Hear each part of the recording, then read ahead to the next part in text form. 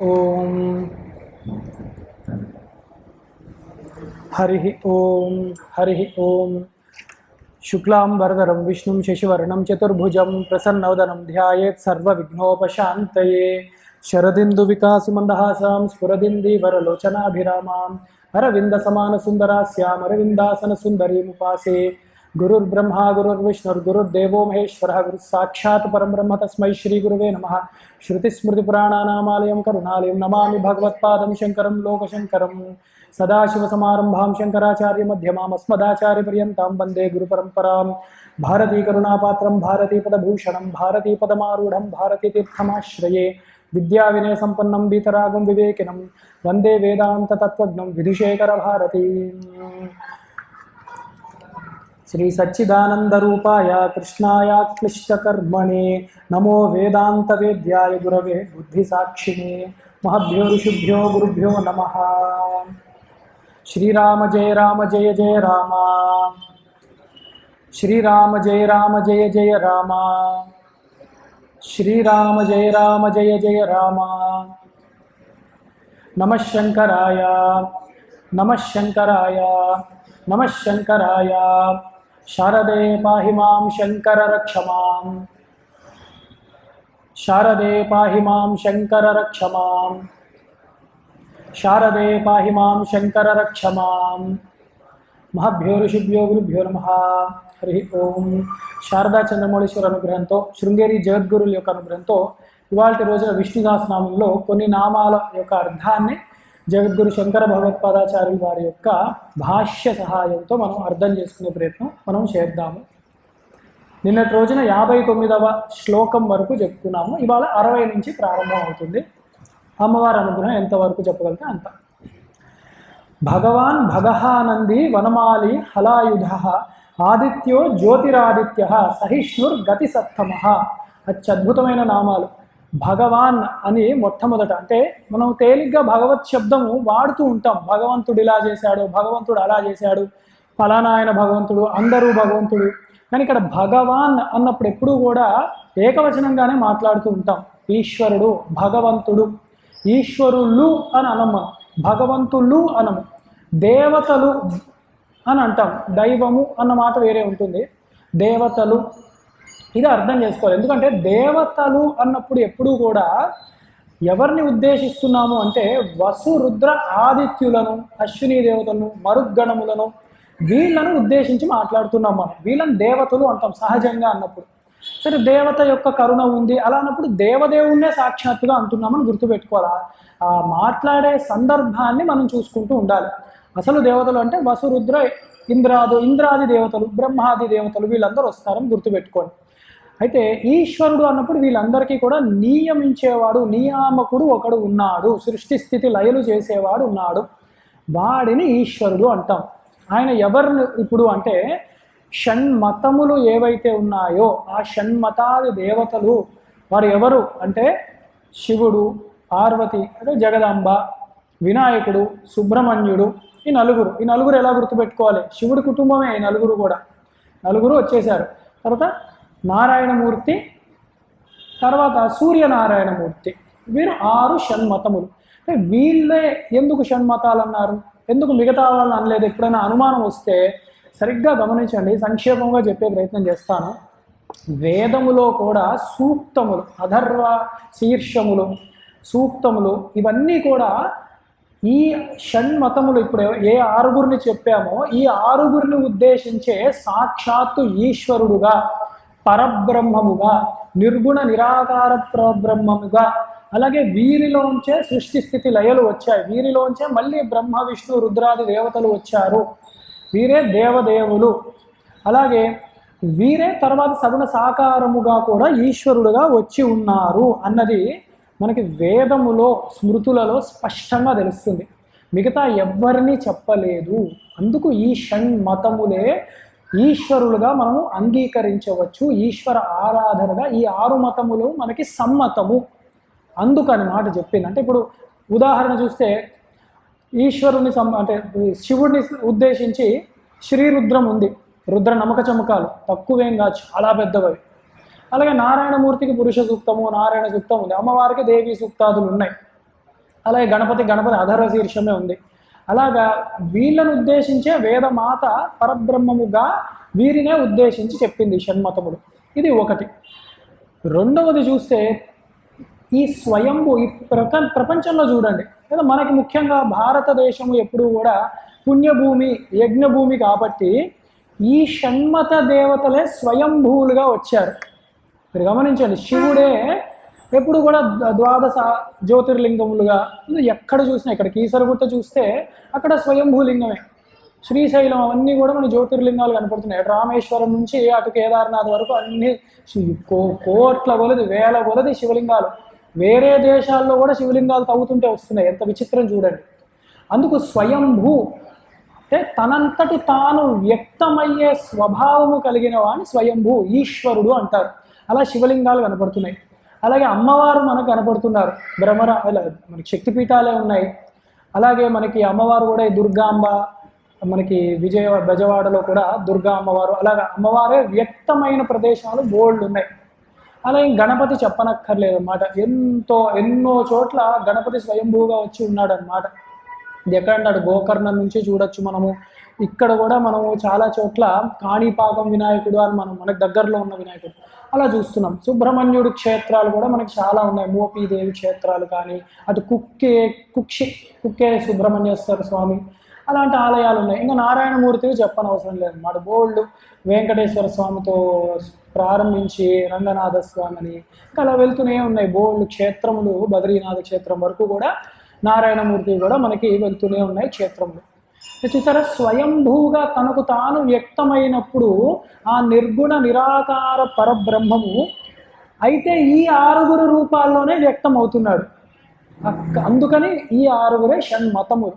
వేదములో ఏది చెప్పబడిందో సత్యముగా కూడా మనము చూడగలుగుతున్నాం. అదే అలాగే మనము చూసినప్పుడు కూడా పంచాయతన పూజా విధానం కూడా మనకి అనాదిగా వచ్చిందే, పురాణాల్లో ఉన్నది.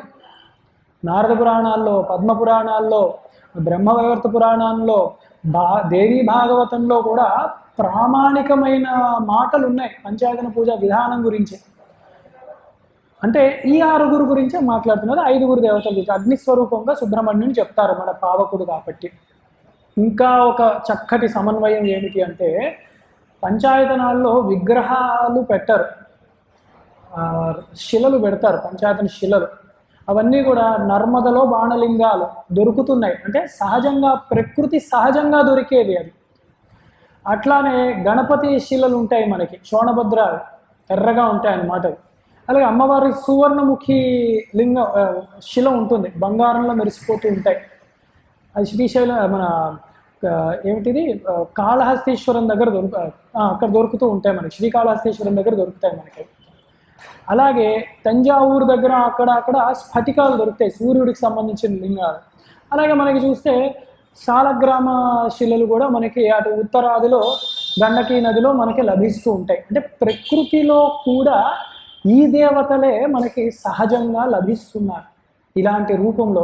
ఇది ఏమిటి శిలలు అంటే మళ్ళీ పురాణము ఇతిహాసాల్లో వాటిలో చూసినప్పుడు వాటి రిఫరెన్సెస్ అక్కడ దొరుకుతున్నాయి. కానీ ఇన్ని విధాలుగా చూసినప్పుడు షణ్మతములు కూడా మనకి లభిస్తున్నారు. వీళ్ళనే ఈశ్వరుడుగా, వీళ్ళని మాత్రమే భగవంతుడు ఈశ్వరుడు అని అనాలి, ఇంకెవరిని అనకూడదు. అది చెప్పడానికి ఇవన్నీ చెప్పాను. ఇన్ని ప్రమాణాలుగా వేదము ప్రమాణము. కళ్ళు ఉంటే మనకి ఆ స్వయంభూ క్షేత్రములు కనబడుతూ ఉన్నాయి. నేచర్ ప్రకృతి కూడా అలాంటి శిలలను ఇస్తుంది. అలాంటి ఆరాధన మన ఋషులు చెప్పారు, వ్యాసులు వారి నుంచి. అందుకని వీరినే భగవంతుడు ఈశ్వరుడు అనాలి తప్ప వేరే వాళ్ళు అనద్దు. అసలు భగవంతుడు అంటే ఏమిటి ఇప్పుడు అది చూద్దాం. జగద్గురు శంకర భగవత్పాదాచార్యులు ఏమన్నారు భగవంతుడు? విష్ణు పురాణము ఇతర స్మృతులలోంచి కూడా వారు నేరుగానే ఉటంకించారన్నమాట. కొన్ని గుణములు ఉంటే భగవంతుడు అంటారు. అవి చూద్దాం. ఐశ్వర్యస్య సమగ్రస్య ధర్మస్య యశశ్చ శ్రియః వైరాగ్యస్య చ మోక్షస్య షణ్ణాం భగ ఇతీరణ సో అస్యాస్తి భగవాన్. ఈ 6 గుణములు ఎవరికైతే ఉంటే ఏమిటవి? ఐశ్వర్యస్య సమగ్రస్య, ఐశ్వర్యము నిండుగా ఉండాలి. భగవత్ స్వరూపం అయ్యుండి వీళ్ళు పోయి నాకు ఏదైనా ఇస్తారా అండి? అవసరం లేదు. అందుకే మీరు చూడండి, జగద్గురువులు ఎందుకు భగవాన్ అనొచ్చు, మనం అనం కానీ భగవత్ స్వరూపులే జగద్గురువులు. అందుకే శంకర భగవత్పాదాచార్యులు అని అంటాం. అందుకే జగద్గురువుల దగ్గరికి వెళ్ళాక గురువుగారు ఫలానా అనారోగ్యం వచ్చింది, లేకపోతే ఏదో ఇబ్బంది ఉన్నది, మీ ఆశీర్వాదాలు సరిపోతాయి. వారు మళ్ళీ ఫలానా చోటుకి వెళ్ళి ఏదైనా చేయించుకోండి, ఇదేమైనా చేయండి అని అనరు. ఆశీర్వదిస్తే చాలా అది చక్కదిద్దుకుంటుంది అన్నమాట. ఆ సమస్య అన్నది తొలగుతుంది. ఎందుకు? భగవత్ స్వరూపులు వారు. అది ఐశ్వర్యము సహజముగా వారిలో ఉంటుంది. ఐశ్వర్యం అంటే ధనం అని మాత్రం అనుకోకండి, కేవలం ధనం అనుకోకండి. సర్వ రకముల ఐశ్వర్యములు, యోగములు, ఏది మనకి అవసరమో అది మనకి ఆ క్షణములో ఐశ్వర్యము. అవి నిండుగా పూర్ణముగా ఉన్నవారు మనకి భగవత్ స్వరూపులు. అలాగే ధర్మస్య యశశ్రియ, ధర్మబద్ధముగా ఉంటుంది. ధర్మము ఏది? తస్మాత్ శాస్త్ర ప్రమాణంతే కార్యాకార్య వ్యవస్థితం. ఏది చెయ్యాలి ఏది చెయ్యకూడదు అన్నది ధర్మము, శాస్త్రమే చెప్తుంది. అంతేగాని శాస్త్రములో ఉన్నది పాటించేవాడు వాళ్ళనే గురువులు అనాలి, వారినే దేవత అనాలి. అది సమగ్రముగా ఆచరించి చూపెట్టగలిగేవారు భగవంతుడు. అంటే ఒకవేళ ఎవరైనా గురువు గారిని భగవంతుడు అనొచ్చా అంటే ఇలాగ పాటించి చూపిస్తున్నారా అంటే వారిని అనొచ్చు భగవత్ స్వరూపులుగా. లేని పక్షంలో భగవంతుడు భగవంతుడే. ఆయన ఎన్ని అవతారాలు తీసుకున్నా కూడా ధర్మముగానే ఆయన బ్రతికి ఉన్నాడు. ధర్మాన్ని ఆచరించి చూపిస్తాడు. ఎన్ని అవతారాలు చూపితే ఒక రామగీతగా, శివగీతగా, గణపతి గీతగా, భగవద్గీతగా ఆయన గీతనే, ధర్మాన్నే బోధిస్తూ ఉంటాడు. అది మనం పట్టుకోవాలి. ఎవరినైనా గురువు అనొచ్చా, ఎవరినైనా ధర్మం, ఎవరైనా భగవంతుడు అనొచ్చా అంటే మరి ఇలా చెప్తున్నారా? ధర్మ అర్థ కామ మోక్షములకు సంబంధించిన జ్ఞానముని వైదిక మార్గముతో కూడి ఉన్నదే చెప్పగలుగుతున్నారా అంటే గురువు అనడంలో తప్పు లేదు, దేవుడు అనడంలో లేదా భగవంతుడు అనడంలో తప్పు లేదు. కానీ అలా అనకపోతే పొరపాటున కూడా ఆ సాహసం మనం చెయ్యకూడదు. అలాగే యశశ్రియ, చక్కటి యశస్సు. ఏమిటా యశస్సు అంటే కామ క్రోధాలను వారు గెలిచి ఉన్నారు. జ్ఞాన వైరాగ్యములను వారు ఆచరింప చేస్తూ ఉంటారు శిష్యుల్ని. అది యశస్సు, అది కీర్తి, విజయము. ఏమిటి వారి యశస్సు, ఏమిటి వారి కీర్తి అంటే ఎప్పుడూ ఒకటే గుర్తుపెట్టుకోండి, ధర్మ సంస్థాపనార్థాయ. అంతే, దానికి మించి నేను ధర్మాన్ని నిలబెడతా ఉంటారు. ఒక ప్రాంతంలో ఉన్న ప్రజలకే నేను పనికొస్తా అంటే అలా ఉండడు. పరమాత్మ భగవద్గీత ఎప్పుడో ఇచ్చారు, కానీ దానికి కాలదోషము, దేశ దోషము ఏదీ లేదు. చూడండి, పరిమితి లేదు, అనంతముగా ఉంటుంది. ఎందుకంటే వేదం అనంతమైనది, శాస్త్రం అనంతమైనది, జ్ఞానం అనంతమైనది. అలా ఉంటుంది భగవంతుడు కనుక మాట్లాడితే.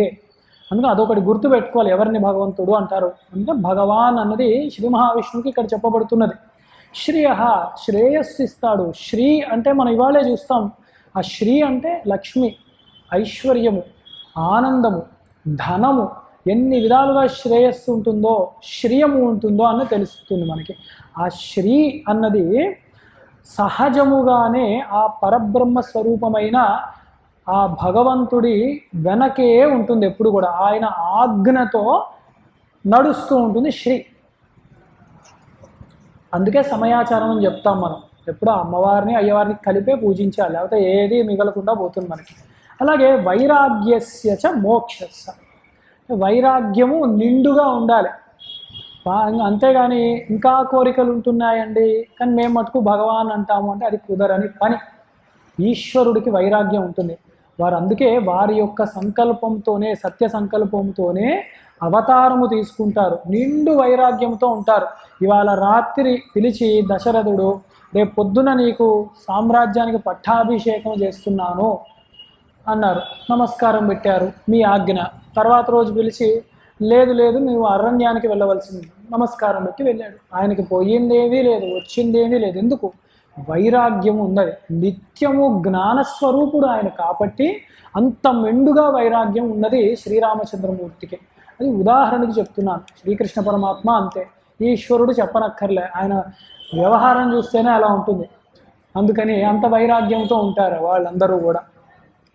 మోక్షస్య, వారు తెచ్చుకోవలసిన మోక్షం ఏం లేదు, వారే మోక్ష స్వరూపం. బ్రహ్మవిత్ బ్రహ్మైభవతి అంటే నిండుగా బ్రహ్మస్వరూపం అయి ఉన్నవారు వాళ్ళు వారి దగ్గరికి వెళ్తే మాకు పెళ్ళిళ్ళు అవుతాయండి, ఇళ్లలో ఉద్యోగాలు వస్తాయండి, ఫలానా ధనం కలిసి వస్తుంది, లేకపోతే ఇల్లు కట్టుకుంటాము, ఇవి మాత్రమే కాదు, మోక్షం ఇవ్వగలరు వాళ్ళు. అది గొప్పది, ఆ పరమార్థమైన మోక్షం ఇవ్వగలరు. కాబట్టి ఇలాంటి గుణములు ఉన్న వారిని మాత్రమే భగవాన్ అనాలి.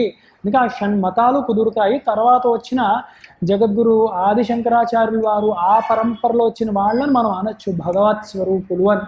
ఇప్పుడు జాగ్రత్తగా వాడాలి అలాంటి శబ్దాలు మనం. అలాగే విష్ణు పురాణంలో కూడా ఇంకొక ఉదాహరణ చెప్పారు, అంటే ఇంకో కొన్ని గుణాలు చెప్పారు. ఏమిటి అంటే ఉత్పత్తిం ప్రళయం చైవ భూతానామాగతం గతిం వేత్తి విద్యామ విద్యాంచ స వాచ్యో భగవానితి. ఈ 6 గుణాలు చెప్పారు. ఏమిటి? ఉత్పత్తించ ప్రళయంచ, ఉత్పత్తించ వినాశంచ అని కొన్ని చోట్ల చెప్పారు.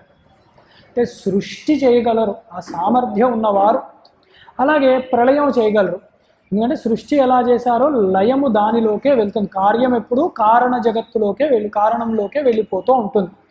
సృష్టి స్థితి లయలు చేసే సామర్థ్యం ఉండాలి, వారే అనాలి భగవంతుడు అని. అలాగే భూతానాం ఆగతిం గతిం, ఎవరిలోంచైతే భూతములు అంటే ఏమిటి?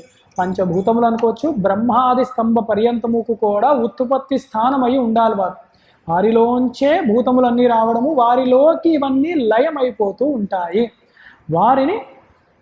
అలాగే వేత్తి విద్యామ విద్యంచ, విద్యకు అవిద్యకు కూడా ఆలవాలయి ఉంటారు. అంటే అవిద్య అంటే అవిద్యా స్వరూపమైన ఈ లౌకికమైన జ్ఞానము, అలాగే దీనికి అలౌకికమైనది అతీతమైన పరబ్రహ్మ జ్ఞానము, మోక్షము అయిన ఆ పరమ విద్య కూడా వారే ఇవ్వగలరు. కాబట్టి ఈ విద్య అవిద్య స్వరూపముగా ఎవరైతే ఉంటారో వారిని భగవాన్ లేదా భగవతి అనొచ్చు మనం. అందుకని ఈ లక్షణాలు ఉంటేనే మనం అనొచ్చు. ఎవరిని బట్టే వాళ్ళు అందరూ దేవుళ్ళే అండి, అందరూ ఈశ్వరులే, అందరూ భగవత్ స్వరూపులే, పొరపాటు. అది పొరపాటు. అందుకని చాలా జాగ్రత్తగా వాడాలి కొన్ని మాటలు. కానీ ఇక్కడ భగవాన్ అన్న నామము శ్రీ మహావిష్ణువుకి చాలా సహజంగానే చెప్పవచ్చు అన్నమాట. అలాగే భగః తర్వాత నామం భగగ్నే నమః. ఐశ్వర్యాదికం సంహార సమయే హంతీతి భగః. అందరినీ సృష్టిస్తారు, ఐశ్వర్యము వారి పుణ్యము కొలది ఇస్తూ ఉంటారు. కానీ సంహారము చేసేటప్పుడు అంటే వారిని లయము చేసుకునేటప్పుడు ఎంతటి వాడికైనా ఆ ఐశ్వర్యం తొలగుతుందన్నమాట. అయ్యో ఎలా తొలగిందండి ఐశ్వర్యము అంటే వాడి ప్రారంధం అది.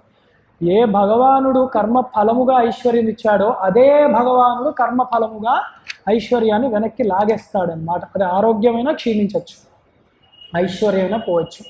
అందుకే ఐశ్వర్యం ఇచ్చే దేవత ఒకళ్ళు, ఐశ్వర్యం తీసేసే దేవత ఒకళ్ళు, అలా 2-3 ఉండరు. ఒకటే పరమాత్మ, ఒకటే భగవంతుడు. ఆ ఈశ్వరుడే ఐశ్వర్యాన్ని ఇచ్చినా ఆయనే, లాగేసుకున్నా ఆయనే. సమస్త ప్రపంచాన్ని సంహారము తనలో లయము చేసుకునేటప్పుడు ప్రళయకాలంలో తానే సమస్త ఐశ్వర్యమును కూడా లాగేసుకుని తనలో నిక్షిప్తము చేసుకుంటూ ఉంటాడు బీజంలోగా. అందుకని భగః అని భగుడుగా ఆయనే ఉన్నాడు అని. ఆనంది తర్వాత నామ ఆనందినే నమః. సుఖస్వరూపత్వాత్ ఆనంది, సర్వసంపత్ సమృద్ధిత్వాత్ ఆనందివా అన్నారు అన్నమాట. చక్కటి సుఖస్వరూపము పరమాత్మ.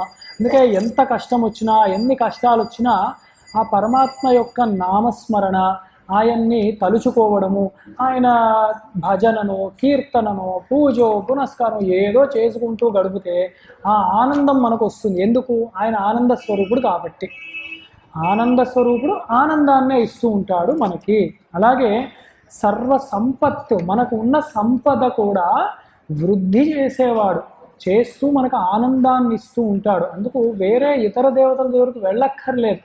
ఈ ఈశ్వరుణ్ణి సనాతనంగా వచ్చిన ఈ పరమాత్మనే మనం ఎప్పుడు నిరంతరము వారినే ఆశ్రయిస్తూ ఉంటే వారు మన ఆనందాన్ని వృద్ధి చేస్తూ ఉంటారు.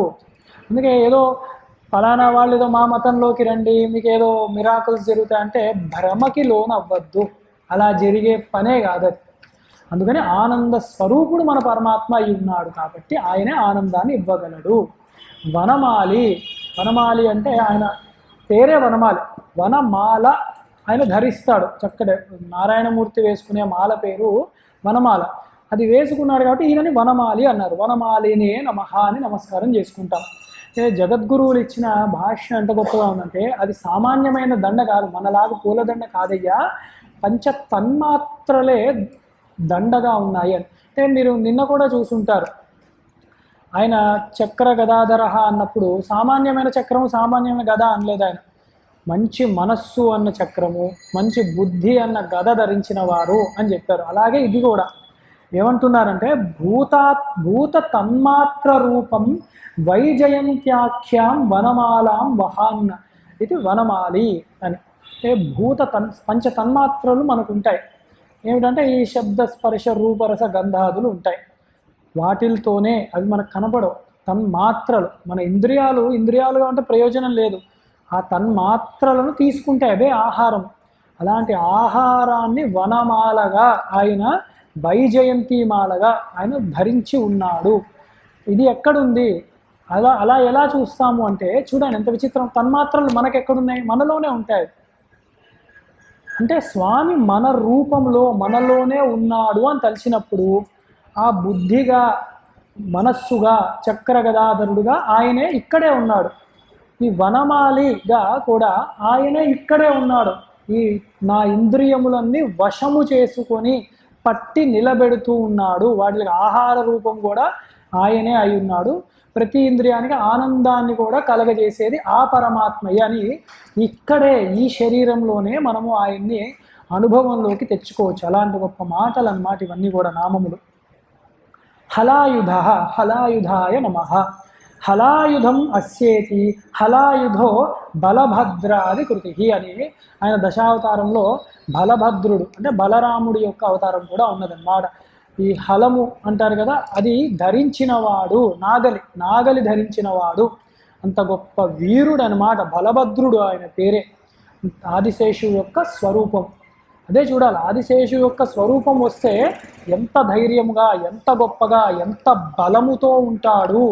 ఆయన వైదిక ధర్మాన్ని నిలబెట్టినవాడు అని తెలుస్తుంది ఆ అవతారాన్ని చూసినప్పుడు అన్నమాట. అలాంటి ఆదిశేషుడే లక్ష్మణస్వామిగా కూడా వచ్చాడు. పూర్ణ అవతారం అయ్యే వరకు వీళ్ళిద్దరూ పక్కనే ఉన్నారు ఆ శ్రీ మహావిష్ణువుకి, అటు రామకృష్ణులుగా వచ్చినప్పుడు. అలాంటి వాడు ఆదిశేషుడు అన్నమాట. ఎప్పుడు అలా పక్కనే అండదండగా ఉంటాడు, వైదిక ధర్మాన్ని నిలబెడుతూ ఉంటారు. అలాంటి గొప్ప అవతారాన్ని ఇవాళ స్మరించుకున్నాం, బలభద్రుడి యొక్క అవతారము. అలాగే ఆదిత్య తర్వాతి నామము ఆదిత్యాయ నమః. ఆదిత్యాం కశ్యపాద్వామన రూపేణ జాత ఇది ఆదిత్య. ఇక్కడ ఆదిత్య రూపంతో అదితి కశ్యపులకి పుట్టినవాడైన వామనమూర్తిని స్మరిస్తున్నాము అని చెప్పారన్నమాట. ఇక్కడ చక్కగా ఈ భగవాన్ అన్న నామము ఎవరికి వస్తోంది అంటే వరుసగా వస్తున్నాయి అవే. బలభద్రుడికి చెప్పచ్చు, అంత బలం ఉన్నవాడు, వీర్యం ఉన్నవాడు, యశస్సు కీర్తి ఉన్నవాడు. అలాగే వామనమూర్తి కూడా అంతే, చక్కగా చక్కదిద్దేవాడు, ఈశ్వర స్వరూపుడు. కాబట్టి ఆదిత్య స్వరూపంతో ఇక్కడ వామనమూర్తినే చెప్తున్నాము. జ్యోతిరాదిత్యాయ నమః. జ్యోతిషి సవితృమండలే స్థితో జ్యోతిషాదిత్య. సవితృమండలం అంటే ఆకాశాది సూర్యమండలాలన్నిటిలో కూడా ప్రకాశవంతముగా సూర్యస్వరూపంగా ఇంకో మన షణ్మతాల్లో ఆదిత్యుడు కూడా షణ్మతాల్లో ఒక దేవత, ఒక భగవత్ స్వరూపము సూర్యనారాయణమూర్తి. ఆ సూర్యనారాయణమూర్తి సవితృదేవత. ఎవరైతే నిత్యము మన సంధ్యావందనం చేసేటప్పుడు స్మరిస్తూ ఉంటామో ఆ గాయత్రి స్వరూపుడు, సవితృ స్వరూపుడు ఆయననే ఇక్కడ శ్రీ మహావిష్ణువు అంటాం. అందుకే సూర్య నారాయణమూర్తి అంటున్నాం మనం. అందుకే ఆదిత్యులలో నేను విష్ణు అని అయి ఉన్నాను అని భగవద్గీతలో కూడా చెప్పాడనమాట, పరమాత్మయ్య అన్నాడు ఆ మాట. అలాగే సహిష్ణు తర్వాతి నామం సహిష్ణవే నమః. ద్వంద్వాని శీతోష్ణాదీని సహతి ఇది సహిష్ణవే నమః. ద్వంద్వములు శీతోష్ణములు ఉంటాయి మనకి, అంటే చలి ఎండలు. ఇప్పుడు ఈ కాలం మనం బాగా ఈ నామాన్ని తలుచుకుంటుంటే మనం కూడా ఎండాకాలంలో కూడా అయ్యో మనం ఎలాగ బ్రతుకుతాము, ఏసీయే ఉండాలా, గాలే ఉండాలా అనుకోక్కర్లే. స్వామియే సహిష్ణు, ఏ అవతారం వచ్చినా కూడా ద్వంద్వములను సహించాడు ఆయన. అంటే శీత ఉష్ణములు అంటే చల్లదనాన్ని, వేడిదనం, అలాంటి ఎక్స్ట్రీమ్స్ అన్నమాట. దానికి అతీతంగా ఉన్నవాడు ఆయన. అంతా మంచిగా రాజు కుమారుడు ఆయన రామచంద్రమూర్తి. హంసతూలిక తల్పంలో నిద్రించి వేద ఘోషతో లేచే అంత గొప్ప స్వామి తర్వాత రోజు అడవిలో కూర్చున్నాడంటే ద్వంద్వాతీతుడు ఆయన. అలాంటి వాడు స్వామి. అవి గుర్తు తెచ్చుకోవాలి. మనము చిన్న చిన్నగా ఫ్యాన్ తిరగట్లేదు, ఏసీ వేయకపోతే ఎట్లా అని ఏడుస్తూ కూర్చుంటే కుదరదు. ఆ ద్వంద్వాతీత స్థితికి రావాలి మనం. దాన్నే మనకి జ్ఞాన బోధ చెప్పేటప్పుడు సాధన చతుష్టయం అని చెప్తారు. దానిలో శమదమాది షడ్గుణ సంపత్తి అంటే శమాది షడ్గుణ సంపత్తి అంటారు. దానిలో తితిక్ష అని ఒకటి ఉంటుంది. దాన్నే గీతలో మాత్రా స్పర్శాస్తు కౌంతేయ శీతోష్ణ సుఖ దుఃఖదాహ ఆగమాపాయనో నిత్య తాం తితిక్షస్వ భారత. ఎలాగ ఈ సుఖ దుఃఖాలని అధిగమించాలి. సుఖ దుఃఖాలు మనసుకు తెలుస్తూ ఉంటాయి. అందుకే ఈ ఉదాహరణ ఇదే చూడండి. ఏసీఏ వేసామనుకుందాం, వేసామని అందరూ సంతోషంగా ఉంటారు. ఒకటి తగ్గించమంటాడు, ఒకటి పెంచమంటాడు, దానిలో కూడా ఒకటి చలేస్తుంది అంటాడు, ఒకటి సరిపోలేదు అంటాడు. ఇది ఎందుకు వస్తున్నాయంటే మన శరీర నిర్మాణం బట్టి మనకి సరిపోతుంది, సరిపోవట్లేదు, అలా ఉంటుందన్నమాట. సమముగా ఉండవు ఆ లోపల ఇంద్రియాలు అవన్నీ కూడా. అందుకని ఆ ద్వంద్వ సహించడం అనేది మనకి రావాలి. ఈ సుఖాన్ని కానీ దుఃఖాన్ని కానీ అది మనం నేర్చుకోవాలి చిన్నప్పటి నుంచే. అందుకే ఒకసారి ఇలా ఉండొచ్చు, ఒకసారి అలా ఉండొచ్చు. అంతేగాని మనం క్షేత్రాలకు వెళ్తాము, మనకి నచ్చినట్టే అక్కడ కూడా రూమ్స్ కావాలి, మనం నచ్చిన భోజనమే మఠం కూడా పెట్టాలనుకుంటే క్షేత్రం దేనికి వెళ్ళాడు? తినడానికి, పడుకోవడానికే కాదు కదా. అక్కడ పరమాత్మని దర్శనం చేసుకోవడానికి వెళ్తున్నాడు. అందుకు అలా అలవాటు చేసుకోవాలి మనం. రాను రాను ఎక్కడికైనా వెళ్ళినప్పుడు కొంచెం కొంచెంగా అన్నా ఈ ద్వంద్వాతీత స్థితిని మెల్లిమెల్లిగా మనం ఆచరిస్తూ పిల్లలకు ఆచరింపజేయాలి. లేకపోతే వాళ్ళు వినరు, వాళ్ళు చెయ్యరు. ఇది ఉదాహరణ చెప్పారు. అందుకే ఈ శీతము ఉష్ణము అని చెప్పి. అసలు ఏమిటంటే సుఖ దుఃఖములుగా అవుతాయి. ఇదే ఎండాకాలంలో చలి కావాలి మనకి, ఈ ఏసీ లాంటిది కావాలి, అదే ఇలాంటి ఫ్యాన్లు కావాలి మనకి. ఇదే ఫ్యాన్లు ఏసీలు వర్షాకాలము చలికాలంలో కష్టం అవుతుంది మనకి. అది పెడితే జలుబు, తుమ్ము, దగ్గు, నానా రోగాలన్నీ ఆకర్షిస్తూ ఉంటాం మనం. అంటే ఇది ఎక్కడ ఉంది శీతము ఉష్ణము అన్నది? నిజంగా ఆ పదార్థములో ఉందా, నేను తీసుకునే నా బుద్ధి మనస్సులో ఉన్నదా? ఇది ఆలోచిస్తూ ఉండాలన్నమాట మనం. అప్పుడు దీన్ని ఎలా సహిస్తాము అన్నది మనకి అవగతమవుతూ ఉంటుంది. అందుకు మనం ఆ సహించడం అన్నది కొంచెం అలవాటు చేసుకోవాలి. ఇది ఎక్కడి నుంచి అలవాటు చేసుకోవాలంటే శ్రీ మహావిష్ణువు తన అవతారాల్లోనే చక్కగా చూపిస్తూ ఉన్నాడు. శంకరాచార్యుల వారు నిన్న తలుచుకున్నాం మనం. చిన్న పిల్లవాడు 7 ఏళ్ల వయసులో అటు కాలడిలో తల్లిగారి అనుజ్ఞ పొంది ఇల్లు వదిలి వెళ్ళినవాడు. ఇప్పటికీ అలాంటి ప్రదేశాల్లో ఎంత దట్టమైన అడవులు ఉన్నాయో చూసాం మనం. ఇప్పటి నుంచి 1300 సంవత్సరాల క్రితం సంగతి చెప్తున్నాం. అలాంటప్పుడు ఇంకెంత దట్టమైన అడవులు, ఎన్ని క్రూర మృగాలు ఉండొచ్చు, జంతువులు ఉండొచ్చు, అసలు మార్గము తెలుస్తుందా? చిన్న పిల్లవాడంటే భయం ఉండదా? అంటే సహిష్ణు, అదే అంటే జ్ఞాన స్వరూపము కాబట్టి అవన్నీ ద్వంద్వాతీత స్థితిలో ఉన్న ఈశ్వరుడే బాల రూపముల్లో కనపడుతున్నాడు అంతే. కాబట్టే ఆయన అంతటి గొప్ప శంకర దిగ్విజయములను చేయగలిగాడు. అలాగా ఇవన్నీ చదివినప్పుడు చరిత్రగా కాదు, వారు అంత చేసినప్పుడు మనం పిసరన్నా చేయగలమా అని చూడాలి. ఈ మధ్యకాలంలో జగద్గురు విధుశేఖర భారతీ స్వామి వారు అటు బద్రీనాథ్కి, కేదార్నాథ్కి అటు వెళ్ళినప్పుడు కూడా మనం చూస్తే వారు మన అంటే శృంగేరిలో, ఇటు ఆంధ్రప్రదేశ్లో, అటు కూడా అంటే తెలుగు రాష్ట్రాల్లో నా ఉద్దేశం, పర్యటన చేసినప్పుడు ఎలాంటి వస్త్రధారణ సామాన్యంగా ఉందో అటు వెళ్ళినప్పుడు కూడా అలాగే ఉన్నారు వారు. మరేమి చేతులు గ్లౌజులు సాక్సులు వేసుకోలేదు. బాగా చూడండి ఆ ఫోటోలు అవన్నీ. అక్కడ ఉన్న ప్రజలు వాళ్ళందరూ కూడా వేసుకున్నారు ఇంకా చెప్పాలంటే. కానీ వీరు ఎలాగా సహించారు? ద్వంద్వాతీత స్థితిలో ఉన్నారు వారు. జగద్గురులు, జ్ఞాని, జీవన్ముక్తులు. ఇవి చూసినప్పుడు మనకి తెలుస్తుంది. అలాంటప్పుడు మనము అయ్యో అంతటి గురువులను ఆశ్రయించున్నామే, మనం చిన్న చిన్న విషయాల్లో అన్నా బాధపడకుండా, గొడవ పడకుండా, అయ్యో కూరలో ఉప్పు ఎక్కువైంది లేదా కారం తక్కువైంది ఇలాగన్నా అనకుండా అన్నా మనం సాధనని పెంచుకుంటున్నామా అన్నది మనం తెలుసుకోవాలి. ఆధ్యాత్మ విద్యనే కదా విద్య అంటే. అందుకు మనం కూడా సహించడం అన్నది చిన్న చిన్న వాటిల్లో ముందు మొదలు పెడితే పెద్ద పెద్ద వాటిల్లో అలవాటు అవుతుంది. అలానే కఠినంగా ఉపవాసం చేస్తాను, కళ్ళు తిరిగిపోయే వరకు చేస్తాను, ఇలాంటి దుర్మార్గానికి కూడా మనం వెళ్ళకూడదు. అది రావణాసుడి ప్రవృత్తి. సాధనని చక్కగా అర్థము చేసుకొని చేసినవాడు శ్రీరామచంద్రమూర్తి. అందుకు మనం చూసుకోవాలి, మొండిగా చేయడం కాదనమాట అర్థం. అందుకే సమాధానము అంటారు. సమాధి సంపత్తిలో గుణములో ఆఖరిది సమాధి. అంటే చక్కగా అర్థము చేసుకొని ఇంద్రియాలని బుజ్జగించడం కాదు, బలవంతంగా తొక్కి పెట్టడం కాదు, వివేకముతో నిత్య అనిత్య వస్తు వివేకముతో అర్థము చేసుకొని ఈ మనసు దాని యందు వెళ్లకుండా చేయడము, అది ఎక్కడుందో అక్కడే ఆనందాన్ని పొందడాన్ని సమాధి అంటారన్నమాట. అది మనం అలవాటు చేసుకోవాలి. అంటే అది వేదాంత స్మరణ చేయాలి మనం. అందుకని దీనికి అన్వయం చేసి చెప్పే ప్రయత్నం చేశాను అంతవరకు. మొత్తానికి ఏంటంటే పరమాత్మ సహిష్ణువు. ఏ రూపంలో వారున్నా కూడా అయ్యో కృష్ణ పరమాత్మకి అయ్యో జైల్లో పుట్టాడంట, ఆయన కష్టపడ్డాడంట, ఆయన సహిష్ణువు, ఆయనకు అట్లాంటివి లేవు, ఆయన బ్రహ్మజ్ఞాని. అది మనం అర్థం చేసుకొని వారికి ఎప్పుడు నిత్యము కూడా మనకి అలాంటి గుణములు ఇవ్వాలి అని ప్రార్థిస్తూ ఉండాలి. అలా తర్వాత గతి సత్తమాయ నమ. గతిశ్చాసౌ సత్తమశ్చేతి గతి సత్తమ. ఉత్తమ గతులకు చక్కగా తీసుకువెళ్ళేవాడు కాబట్టి పరమాత్మని గతి సత్తమ అన్న నామంతో అంటున్నాడు. అందరినీ కూడా మోక్షమే, ఉత్తమ గతి ఏదీ లేదు, మోక్షమే పదము మనకి, ఇంకా అంతకంటే ఏదీ లేదు. అది ఇస్తే అంతకంట సుఖము సంతోషము నిత్య ఆనందము ఏదీ లేదు. తర్వాతి నామములు సుధన్వా ఖండ పరుషు దారుణో ద్రవిణప్రద దివిస్పృక్ సర్వదుర్వ్యాసో వాచస్పతి రయోనిజ.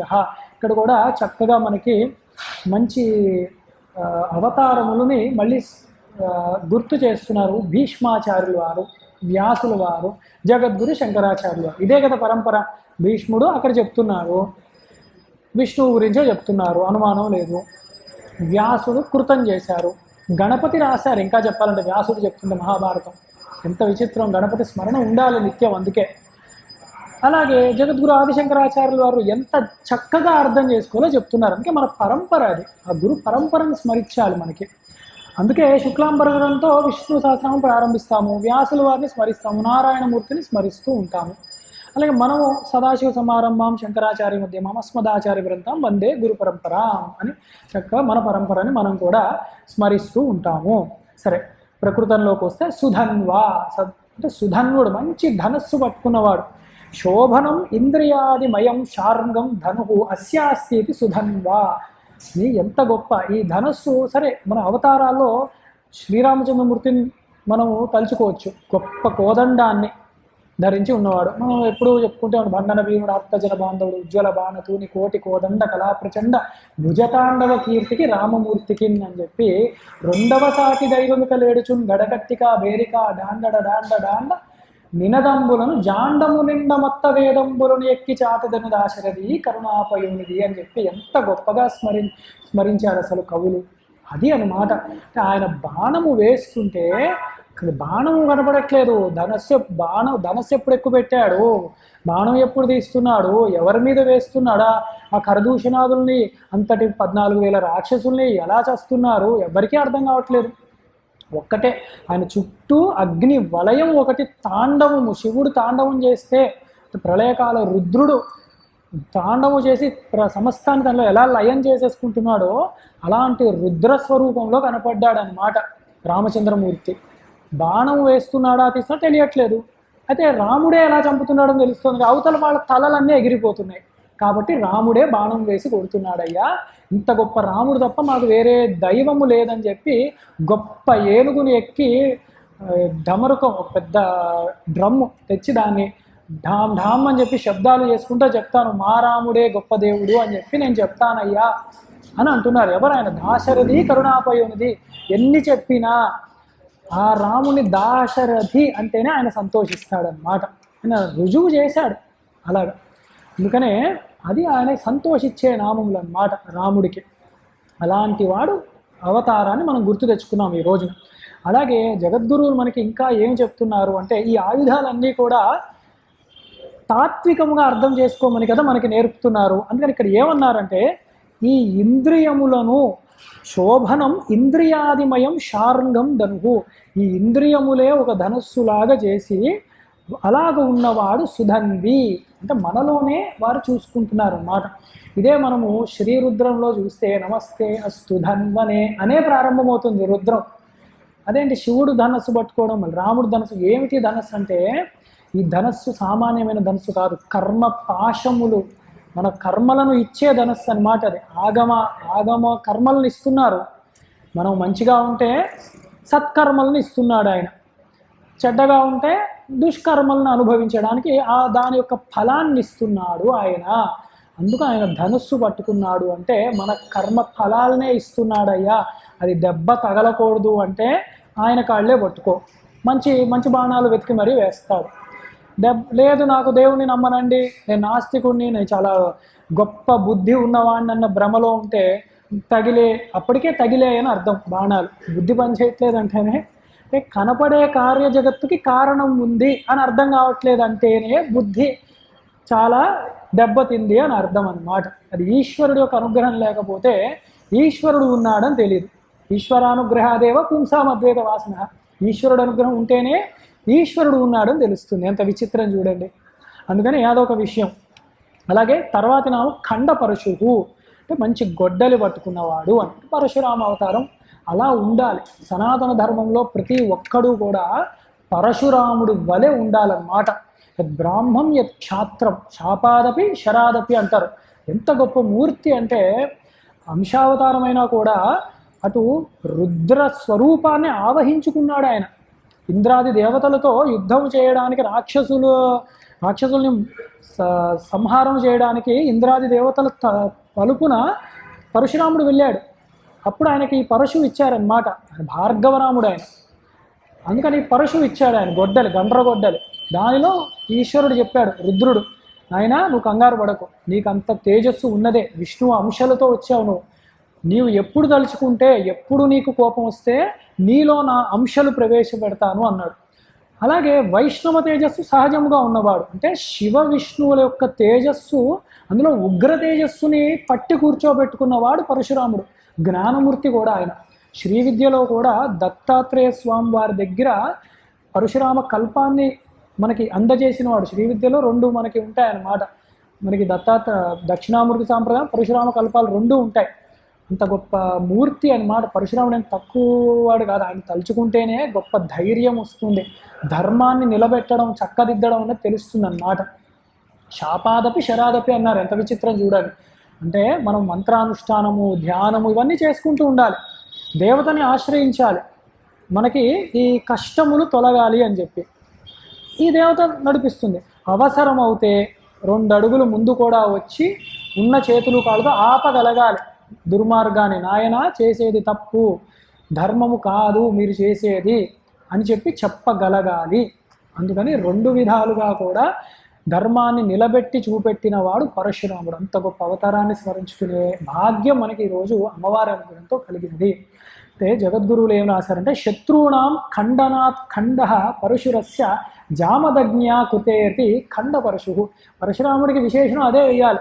శత్రువుల్ని ఖండములుగా ఆయన ఖండ పరశువుతో నరికి పారేసిన వాడు జమదగ్ని యొక్క కుమారుడైన జామదగ్ని పరశురాముడు. కాబట్టి అది శ్రీ మహావిష్ణువే సంపూర్ణముగా అని ఆయన, అందుకే ఆ నామం ఇక్కడ ఉన్నది. రెండవది అఖండ పరశురస్యేతివా. సో అఖండమైన పరశువు అది, అంటే దానిని ఎదురుగా నిలుచున్నది ఏదీ లేదు. అందుకే కార్తవీర్యార్జునుడు లాంటి సహస్ర బాహువులు కడిగిన వాడి చేతులు నరికి పారేశాడన్నమాట ఆయన. చాలా గొప్ప తేజస్సు పరశురాముడు. అందుకని అంత గొప్పవాడు, అంత గొప్ప స్మరణ సర్వదా మనకి రక్ష కలిగించుగాక, ధర్మాన్ని నిలబెట్టుగాక, ధర్మానికి రక్షగా ఉండుగాక అని సత్యం. దారుణ తర్వాత ఎందుకు ఇంత ఖండపరశువు, ఇంత ధనస్సు దేనికి అంటే దారుణుడు ఆయన.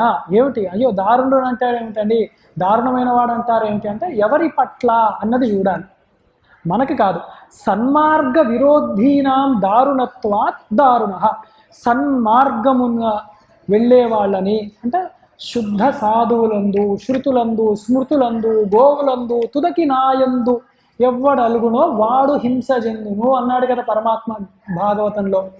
చక్కగా సాధు మార్గంలో ఉంటారు, ఎవరికి వారు వారి ధర్మాన్ని, సాంప్రదాయాన్ని పాటించుకుంటూ ఉంటారు. వీడు వెళ్ళి ఒక చిన్న అగ్గి రగులుస్తాడు. పాపం వారి మనసు కకలావికలం అవుతుంది. అయ్యో మా దేవుడిని అన్నాడు, మా గురువులను అంటున్నాడే, అయ్యో మేమేం చేయలేకపోతున్నామే అలా అన్నా వాడిని.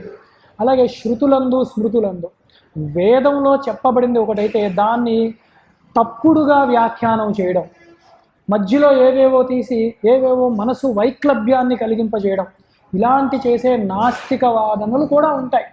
గోవుల యందు అంటే శుద్ధ సాధువు గోవు ఏం చేస్తుందండి, అందరికీ పాలిస్తుంది, అదంత తల్లి కదా. దాన్ని ఎవరైతే వీటిని జోలికి తర్వాత నా యందు, ఆ తర్వాత నా జోలికి వస్తే నేను చూసుకుంటా అన్నాడు పరమాత్మ. వీళ్ళ జోలికి ఎవరు వస్తారో వాడి హింస, వాడి కర్మ క్షయం అవుతోంది, సత్కర్మలన్నీ క్షయం అవుతాయి, వాడి పట్ల నేను దారుణుణ్ణి అని చెప్తున్నాడు అన్నమాట పరమాత్మ. అందుకే ఏ అవతారమైనా చూడండి ఎప్పుడు కూడా దుష్ట సంహారం జరుగుతూనే ఉంటుంది. అది అందుకని దారుణుడు వాళ్ళ పట్ల అని గుర్తు తెచ్చుకోవాలి. అలాగే ద్రవిణ ప్రదహ, ఇది చాలా గొప్ప నామము. నామముని తలుచుకున్నంత మాత్రాన మనకు ఐశ్వర్యాన్ని ఇచ్చేవాడు పరమాత్మ. చూడండి, ద్రవిణం అంటే ఐశ్వర్యమే. ద్రవ్యము అంటాం కదా, ఐశ్వర్యము, పదార్థము, కోరికలు ఇవన్నీ వస్తాయి. ద్రవిణం వాంఛితం విత్తం భక్తేభ్య ప్రదదాతీతి ద్రవిణ ప్రద. భక్తులకు కండిషన్, భక్తులకు కోరుకున్న కోరికలు ద్రవ్యం అదే ఐశ్వర్యము వాళ్ళకి ఇచ్చేవాడు కాబట్టి ద్రవిణ ప్రద. ఈ నామములు చదివేటప్పుడు ఒకసారి అక్కడన్నా ఆగాలి మనస్సు.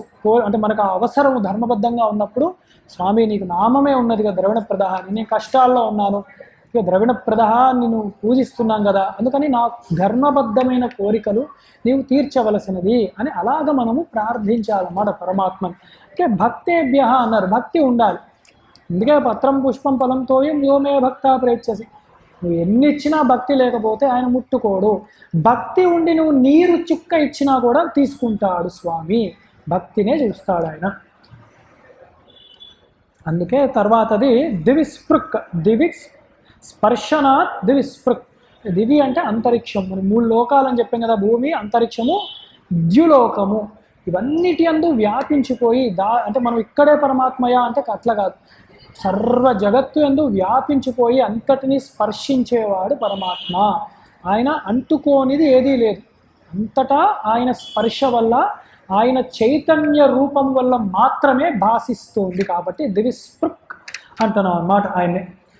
తర్వాత సర్వదృగ్వ్యాస, సర్వదృశాం సర్వజ్ఞానాం విస్తారకృద్వ్యాస అని ఆయన అన్నిటినీ చక్కగా జ్ఞానస్వరూపముగా ఆయన చూస్తూ ఉంటాడు, అన్నిటినీ చూస్తూ ఉంటాడు అన్నమాట.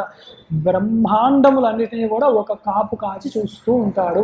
మనం అనొచ్చు, అయ్యో నేను చేసే పూజ కనపడుతుందా దేవుడికి, లేదా ఎవరైనా ఉన్నారు గోప్యంగా కాదు 10 మందిలో వచ్చి నేను గట్టిగా పారాయణ చేసి 10 మంది చెవులు పగిలిపోయేటట్టు అరుస్తేనే అయ్యో వీడు పారాయణ చేస్తాడు, వీడు ఒక భక్తుడు అని చెప్పి సర్టిఫై చేస్తారా అని అనుకోకర్లేదు. వినవలసినది పరమాత్మ, అర్థం చేసుకోవాల్సింది పరమాత్మ. మన లోపల ఉన్న భక్తిని చూసేవాడు పరమాత్మ. బయట ఎవడో వచ్చి మనకి భక్తుడు, శిష్యుడు, గొప్పవాడు, గురువు ఈ బిరుదులు ఎవ్వరు ఇవ్వక్కర్లా. జగద్గురువులు చూసుకోవాలి, పరమాత్మ చూసుకోవాలి, అంతే. వారికి మనం అకౌంటబిలిటీ, మిగతా వాళ్ళు ఎవరు అవసరం లేదన్నమాట, వారు చెప్తే చాలు మనకి. అందుకని సర్వాన్ని చూసుకునేవాడు పరమాత్మ. అలాగే సర్వదృగ్ వ్యాస అన్నారు కాబట్టి వ్యాసుల వారిని కూడా ఇక్కడ తలుచుకుంటూ, వ్యాసుల వారు వేదాన్ని విభజన చేసి అందించారు మనకి చక్కగా. దాని చెప్తూ ఋగ్వేదాది విభాగేన చతుర్థ వేద వ్యస్తా కృతా అని ఋగ్యజు సామవేదములుగా అధర్వేదములుగా కూడా 4 విభాగములు ఇచ్చారు. అనేక భాగములు కూడా చేసి కలికాలంలో, ఇలాంటి కలికాలంలో కూడా అందరూ తరించడానికి చక్కగా విభాగము చేసి పెట్టి ఉన్నారు. కాబట్టి ముందు చూపు ఉన్నవారు ఆ వ్యాసులు వారు, అందుకని వారే ఇవ్వగలరు అని ఆ వ్యాస స్వరూపంలో వ్యాసో నారాయణో హరి అంటాం కాబట్టి ఆ వ్యాస స్వరూపముగా ఉన్నది కూడా అంతటిని, అంటే త్రికాలములను చూసేవాడు పరమాత్మ అని ఈ నారాయణమూర్తినే మనం స్మరిస్తూ ఉన్నాం. వాచస్పతిర్ అయోనిజ అని, వాచస్పతిర్ అయోనిజ వాచో విద్యాయః పతిర్వాచస్పతిః జనన్యాం న జాయత ఇది అయోనిజః ఇది స విశేషణం ఏకం నామం. ఈ రెండు ఒక నామము. వాచస్పతి అంటే సర్వ వాక్కులకు అధిపతి అయి ఉన్నాడు. ఏమిటా వాక్కులు? శృతులు, వేదములే వాక్కులు అన్నమాట. మనం మాట్లాడే మాటలు సాధారణమైన లౌకికమైన వాక్కులు. అసలు వాక్కులు అంటే వేదమే. కమలాక్షు నర్చుంజు కరములు కరములు, శ్రీరాము వర్ణించు జిహ్వ జిహ్వ. అంటే ఏ వాక్కులు పరమాత్మ గురించి చెప్పబడతాయో అవే వాక్కులు. అందుకని అవే సార్థకమైన వాక్కులు. మిగతా అన్ని వ్యర్థ వాక్కులు. అందుకే ఒకనొక చక్కటి సంఘటన, జగద్గురు చంద్రశేఖర భారతి మహాస్వామి వారికి తీవ్ర వైరాగ్యంతో ఉండేవారు. వారికి ఒకసారి తపస్సు ధ్యాన నిమగ్నులై ఉన్నారు. శిష్యులు వచ్చి, స్వామి జనాలు వస్తున్నారు దర్శనానికి, మీ దర్శనం కొరకు ఇస్తారా అంటే, వారికి ఎందుకో అంటే మనలాంటి వాళ్ళకి నీతి చెప్పాలని, ఏమి దర్శనం ఇస్తాము, వారికి ఎవరు కావాలి, వారికి జ్ఞానము కావాలా, వారికి ఏమన్నా, వారికి ఒక మాంత్రికుడు కావాలి, ఏవో కష్టం వచ్చింది ఒక మంత్రం ఇవ్వాలి, లేదా ఈ పెళ్ళిళ్ళు వివాహాలు చేయడానికి ఏదైనా ఒక పెళ్ళిళ్ళ పేర ఇలాంటి వాడు కావాలి, అంటే మా ఇంట్లో ఏదో శుభకార్యం కావాలి, దాని గురించి మీరు ముహూర్తం మంచిగా చెప్పండి. ఎవడన్నా జ్ఞానం అడుగుతున్నాడా వచ్చి, ఫలానాది చదువుకుంటున్నాను, అది నాకు భాషించాలి, లేదా పదాలు చదువుకున్నాను, దానిలో నాకు ఒక ప్రశ్న వచ్చింది స్వామి, అది నివృత్తి చేయండి, అలా అడిగేవాడు ఉన్నాడా? వీళ్ళకి కావాల్సిన మంత్రాలు చెప్పేవాళ్లే కదా అని అన్నారన్న. కానీ వారి దయ వచ్చి చక్కగా అందరిని అనుగ్రహించారు వారు. కానీ గురువులు అది చూస్తూ ఉంటారు, ఎవరన్నా విద్య నేర్చుకొని అడుగుతారా అని. కానీ వాక్కులు అంటే ఎప్పుడు శృతులే, అలా ఉండాలి. అంటే వారు అన్నారు, అంటే ఏం మాట్లాడతాం వారితో అంటే, వారు అన్నమాటే మనకి నేర్పడానికి. ఇప్పుడు నేను మాట్లాడాలి అంటే దేని గురించి మాట్లాడతాము? లౌకికమైన విషయాలు లౌకికమైన వాళ్ళతో మాట్లాడాలి. అప్పుడు అది పారమార్థికంగా చేరేది కాదు, వ్యర్థం అయిపోయింది. పోనీ మాటలతో పరమాత్మను చేరుకుంటామా? అది అసంభవం. ఎన్ వాచాన మనుతే అన్నారు, ఎన్ మనసాన మనుతే అన్నారు, యతో వాచో నివర్తంతే అప్రాప్య మనసా సహా అని కూడా అన్నారు. ఎక్కడైతే మనస్సు వాకులు కూడా ఆగిపోతాయో అక్కడ పరబ్రహ్మతత్వం ఉంది. అలా చూసుకున్నా నేను ఎంత చెప్పినా కూడా పరబ్రహ్మ తత్వానికైతే మాటలతో చేరలేము కదా. అందుకని మౌనము తపస్సే చాలా ఉత్తమము అని వారు చెప్పారన్నమాట. అంటే అలా ఉండాలి సాధన అని చెప్తున్నారు వారు.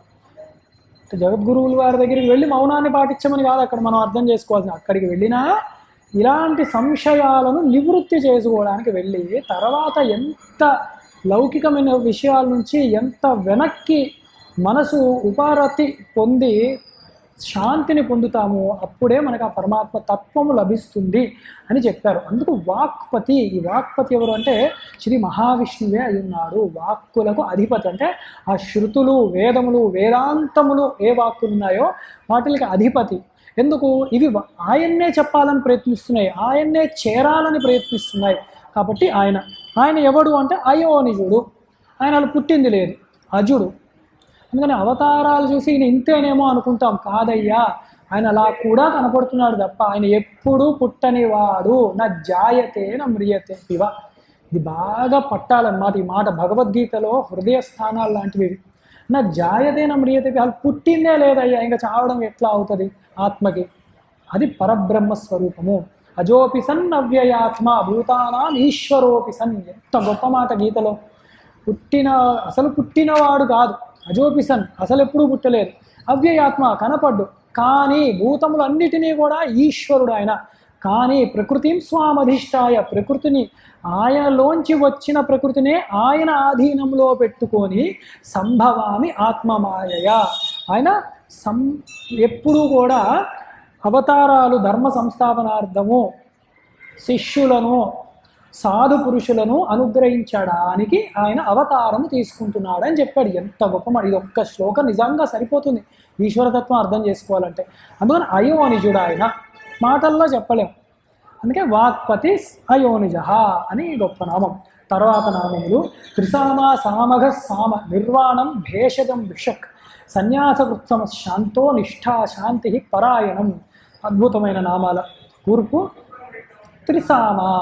అంటే సామ వేదము చాలా గొప్పది వేదములన్నిట్లో అయినా చెప్పి. అందుకే ఈ మూడు ఒకలాగే ఉంటాయి, త్రిసామ సామగ సామ. త్రిసామములు ఉంటాయన్నమాట. అంటే 3 విధాలుగా దాని స్వరములు 3 విధాలుగా వారు చెప్పే ప్రక్రియ ఉంటుంది. అలాగా ఆ స్వరముగా ఉన్నది ఆయనే అయి ఉన్నాడు. దేవవ్రత సమాఖ్యాతై త్రిభిః సామభిః సామగైః. సామగానం చేసేటప్పుడు 3 విధాలుగా కూడా చక్కగా వారు పాడుతూ ఉంటారు. అదొక ప్రక్రియ. ఆ పండితులకి తెలుస్తుంది అన్నమాట. ఆ రూపములో ఆ స్వరముగా ఉన్నది ఆ అందం అన్నమాట. ఆ సామగానము చేసే విధం, ఆ విధానముగా ఉన్నది పరమాత్మయే. సామగాయ నమః. సామగాయతీతి సామగః. వేదానాం సామవేదోస్మి అని గీతలో కూడా చెప్పాడు కదా. సామవేదముగా కూడా ఉన్నది పరమాత్మయే. సామవేద సామః. అసలు సామవేదం ఆయనే. అంటే ఇక్కడ చూసేది ఏమిటంటే కర్త కర్మ క్రియ ఏదైతే ఉందో త్రిపుటి అన్ని పనుల్లో సామగానము, సామగాన రూపము, సామగానముని చేసే వ్యక్తి, ఇవన్నీ కూడా అన్ని స్వరూపముగా ఉన్నది పరమాత్మయే అయి ఉన్నాడు.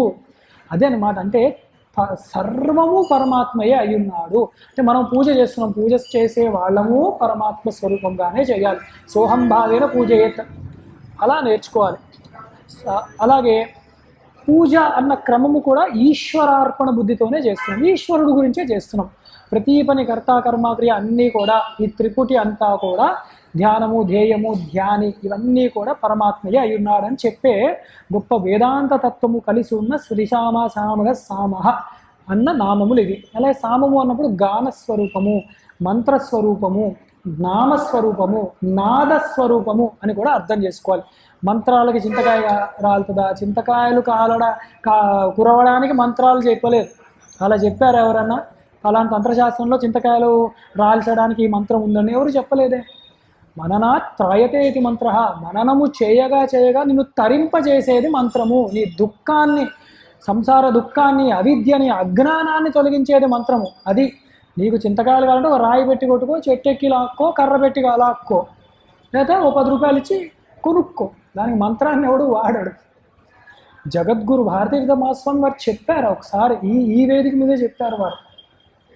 ఒక మూర్ఖుట్ట తపస్సు చేశాడు. చేసి అంటే ఉదాహరణ చేయగా వాడు ఏదో వాడి గురువుని నమ్మారు, తపస్సు చేశాడు. అనుకోకుండా ఇంద్రుడు ప్రత్యక్షమయ్యాడు. నాయనా నీకేమి కావాలంటే నాకు కామధేను, అంటే నాకు ఏ కోరిక కావాలో తెలియదండి, నాకు చక్కగా ఐశ్వర్యము కావాలి అన్నారు. అయ్యో పాపం వీడికి ఐశ్వర్యం అంటే కూడా తెలియదు కదా, కామధేవుని ఇద్దాంలే, ఏ కోరిక వస్తే అది వీడికి ఇస్తుంది అని కామధేవుని ఇచ్చారు. వీడేం చేశాడు, తర్వాత రోజు కామధేవుని పెట్టుకున్నాడు. ఇంద్రుడికి అనుమానం వచ్చింది, అయ్యో పాపం వీడు కొంచెం మూర్ఖుడు, అజ్ఞాని కదా, వీడికి దాని విలువ తెలుసా. అందులో వచ్చిన వెంటనే నాకు ఇచ్చారు కదా స్వామి మీరు వెళ్ళండి అని కూడా అనేసాడు. అనుకోని ఏమన్నా దాని గురించి ఇప్పుడు మనం ఏదైనా కొంటే ఒక మాన్యువల్ చెప్తాం కదా, దాన్ని ఎట్లా వాడాలని, అది కూడా అడగలేదు. వీడు అంత పరం మూర్ఖుడు వీడు, మరి ఎట్లాగా అని చెప్పి ఆయన వచ్చి చూస్తున్నాడు ఏం చేస్తాడా వీడు అని. వీడు ఏం చేశాడంటే ఒక కామధేవుని, ఒక ఎడ్డుని, రెండింటిని ఒక గాడికి కట్టి పొలాన్ని దున్నిస్తున్నాడు వాడు. ఇంద్రుడు అనుకున్న అర్రెర్రెర్రే ఎంతటి మూర్ఖుడు వీడు. కామధేనువు వీడు మనసులో కామ్యము, కోరిక అనుకుంటే ఆ ధాన్యము, పంట, దానివల్ల వచ్చే ఐశ్వర్యాన్ని క్షణములో ఆదిస్తుందే. వీడికి దాని విలువ తెలియక అదొక ఆవు అన్న దృష్టితో చూస్తున్నాడు మూర్ఖుడు అని. తర్వాత దానికి ఇబ్బంది కలుగుతుందని దాన్ని తీసుకెళ్ళిపోయాడు ఇంద్రుడు. అలా ఉంటారు మూర్ఖులు. మంత్రాలు, తంత్రాలు, యంత్రాలు ఇవన్నీ కూడా ఏదో పల్లి పొట్లాల్లాగా విచ్చలవిడిగా తీసుకుంటూ ఉంటే, సాంప్రదాయం లేకుండా, కష్టం లేకుండా, అర్హత అవసరము లేకుండా తీసుకుంటే ఇగో ఇలాగే ఉంటుంది అన్నీ వారు హెచ్చరించారు ఒక రకంగా. అది నిజం, సత్యం. ఈ కాలంలో బాగా తెలుస్తుంది మనకి. ఇలాంటి మూర్ఖులు ఉంటారు. మంత్రాలకు చింతకాయలు కాదు, అబ్బో భలే అన్నాడే అంట, వీడికి చింత చచ్చిన పులుపు చావదన్నట్టు, ఆ కోరిక ఎందుకో తెలియదు, మంత్రాల దగ్గరికి వెళ్ళా అలా ఉంటారు. అందుకే చాలా జాగ్రత్తగా ఉండాలి ఎప్పుడు కూడా. ఈ మంత్రం యొక్క విలువ మనం తెలుసుకోవాలి. అందుకే నాద స్వరూపముగా పరమాత్మ ఉంటాడు. మనం ఒక్కొక్క అక్షరం తలుచుకుంటూ ఉండగా ఆ అక్షర పరబ్రహ్మము మనల్ని తరింపచేస్తుంది అన్న నమ్మకంతో చేయాలి. అలా తరించిన వాళ్ళే త్యాగరాజాదులు ఉన్నారు. ఈ సామగానానికి వారే మనకి కీర్తన, నాద బ్రహ్మాన్ని వారు ఉపాసన చేశారు. అందుకు మనం అవి తెలుసుకుంటూ ఉండాలి. ఎవడో మూర్ఖుడు మాట్లాడతాడు, వాళ్ళు పట్టించుకోకూడదు. తర్వాత నామంలో నిర్వాణం, నిర్వాణాయ నమః. సర్వ దుఃఖోపశమ లక్షణం పరమానంద రూపం నిర్వాణం. సర్వ దుఃఖములు, దాన్ని ఉపశమించి చేసి పరమానందము అంటే నిత్య శాశ్వత శుద్ధ విశుద్ధ చైతన్య స్వరూపం ఏదైతే ఉందో, ఇది ఏది స్వస్వరూపమే. నీ యొక్క నిజస్థితిని తెలుసుకుంటే పంచకోశ విచారణ చేయగా నీ ఆనందమయ కోశములో కూడా సాక్షిగా ఎవరైతే ఉంటారో అది నీ స్వరూపమే. లేదా పరమాత్మ అనుకో, ఏదో ఒకటి నీకు తెలుస్తుంది మొత్తానికి అక్కడి వరకు వెళ్ళాక. ఆ దుఃఖము నీకు ఈ సంసార దుఃఖము సమూలముగా నాశనం అయిపోతుంది. కాబట్టి నిర్వాణుడు పరమాత్మ, దాన్నే నిర్వాణము అంటాం. నిర్వాణం చెందారండి అంటారు. ఏమిటది అంటే జీవ బ్రహ్మైక్యం అయ్యిందని అర్థం చేసుకోవాలి అక్కడ. భేషజం భేషజాయ నమః. భేషజం అంటే ఒక ఔషధం అన్నమాట. సంసార రోగస్య ఔషధం భేషజం. సంసార రోగమన్న సంసార దుఃఖము లేదా సంసారం అన్న రోగానికి ఔషధం ఏదైతే ఉందో ఆ ఔషధ స్వరూపముగా అంటే విద్యా స్వరూపముగా ఉన్నది ఆ పరమాత్మయే అయి ఉన్నాడు, ఆ ఈశ్వరుడే. అందుకే విద్య చేరే పరబ్రహ్మము రెండు వేరు కాదు. విద్యాస్వరూపిణి విద్యాస్వరూపుడు పరమాత్మయే అయి ఉన్నాడు. అందుకే పుస్తకాలు కానీ అవన్నీ కూడా మనం ఎక్కడ పడితే అక్కడ పెట్టడం, ఎక్కడికక్కడ తీసుకెళ్ళేది కాదు. దానికి మర్యాద ఉంటుంది. మీరు పారాయణ చేసే వాళ్ళని చూడండి, సాంప్రదాయంగా వచ్చేవాళ్ళు, వారు పుస్తకానికి కూడా అది దేవత స్వరూపముగానే చక్కగా వారు ఒక వస్త్రంలో పెట్టి దానికి పూజ నైవేద్యాదులు పెడతారు వారు ముందు తర్వాత కూడా. అది నేర్చుకోవాలి మనం కూడా. అలా చూస్తేనే విద్య నిలబడుతుంది, ప్రకాశిస్తుంది విద్య. అందుకని ప్రతిదీ కూడా అందుకే సంసారం అన్న రోగానికి ఔషధముగా పరమాత్మయే అన్నాడు, అది విద్యా స్వరూపమే అని. భిషక్ తర్వాత, భిషక్ అంటే డాక్టర్ అన్నమాట మనకి చెప్పాలంటే. అలాగే భిషజే నమః. సంసార రోగ నిర్మోక్షకారిణీం పరాం విద్యా ఉపదిదేశ గీతాస్వీతి భిషక్. సంసారం అన్న రోగానికి మందు స్వరూపంగా ఆయనే ఉన్నాడు. ఆ మందు ఇచ్చేవాడు ఎవడు? ఆ వైద్యుడి రూపంలో కూడా ఉన్నది పరమాత్మయే. అయితే సంసార అన్న రోగానికి ఆ మందు ఏమిటి, ఆ ఔషధం ఏమిటి అంటే అది బాహ్యంగా స్వీకరించేది కాదు, జ్ఞానము విచారణగా దొరికేది. అందుకే ఈ గీతాశాస్త్రముగా పరమాత్మ ఆ ఔషధాన్ని ఆయనే అందించాడు అని చెప్తున్నారన్నమాట. అధ్యవోచదధి వక్త ప్రథమో దైవ్యోభిషక్ అని చెప్పి మనకి రుద్రంలో కూడా. అందుకే ఈశ్వరుణ్ణి ఎక్కడ మనము ప్రార్థించినా అలాంటి భావనతోనే మనం ప్రార్థిస్తూ ఉంటామన్నమాట.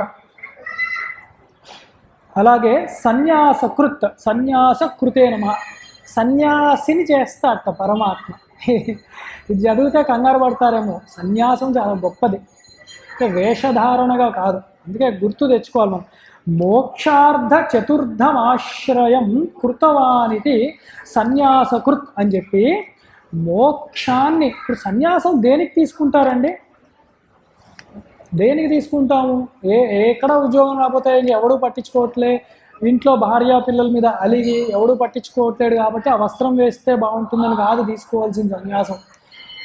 రెండుగా ఉంటుంది. విద్వత్ సన్యాసం, వివిధిషా సన్యాసం ఉంటుంది. అందుకే ఎప్పుడు అసలు వైరాగ్యం వస్తుందో అప్పుడే సన్యాసి అన్నారన్నమాట. యదహరే తత్ ప్రవ్రజేత్ అన్నారు. అసలు ఎప్పుడు విరక్తి కలిగిందో ఈ దేహాదులు ఎందు బయట వాళ్ళ ఎందు కాదు, ముందు ఈ దేహం ఏమిటి, అసలు ఏముంది దీంట్లో, విడివిడిగా ఈ సప్తధాతువులు విడివిడిగా పెట్టి చూస్తే ఒక ఉదాహరణ ఆలోచించాను. ఒక 7 డబ్బాలు తెచ్చారు, ఆ 7 డబ్బాల్లో ఇచ్చారు, అయ్యా మీ దగ్గర ఉంచండి చాలా విలువైనవి అన్నాడు. ఏమిటైంది అంటే ఒక డబ్బాలో చర్మము, ఒక దానిలో రక్తము, ఒక దానిలో మాంసము, ఒక దానిలో చీము, ఒక దానిలో మజ్జ, ఒక దానిలో ఎముకలు, ఇవన్నీ ఉన్నాయనుకోండి. ముట్టుకుంటామా? అసలు ఎవ్వడూ ముట్టుకోడు.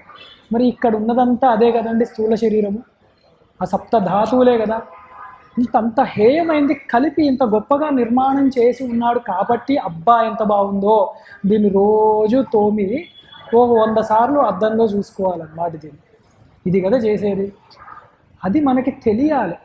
ఆ విరక్తి ఎప్పుడైతే, అదే అలా చెప్పినంత తేలిక కాదు. ఆ విరక్తి అన్నది ఒకానొక సమయంలో జన్మలుగా అభ్యాసం చేయగా వస్తుంది.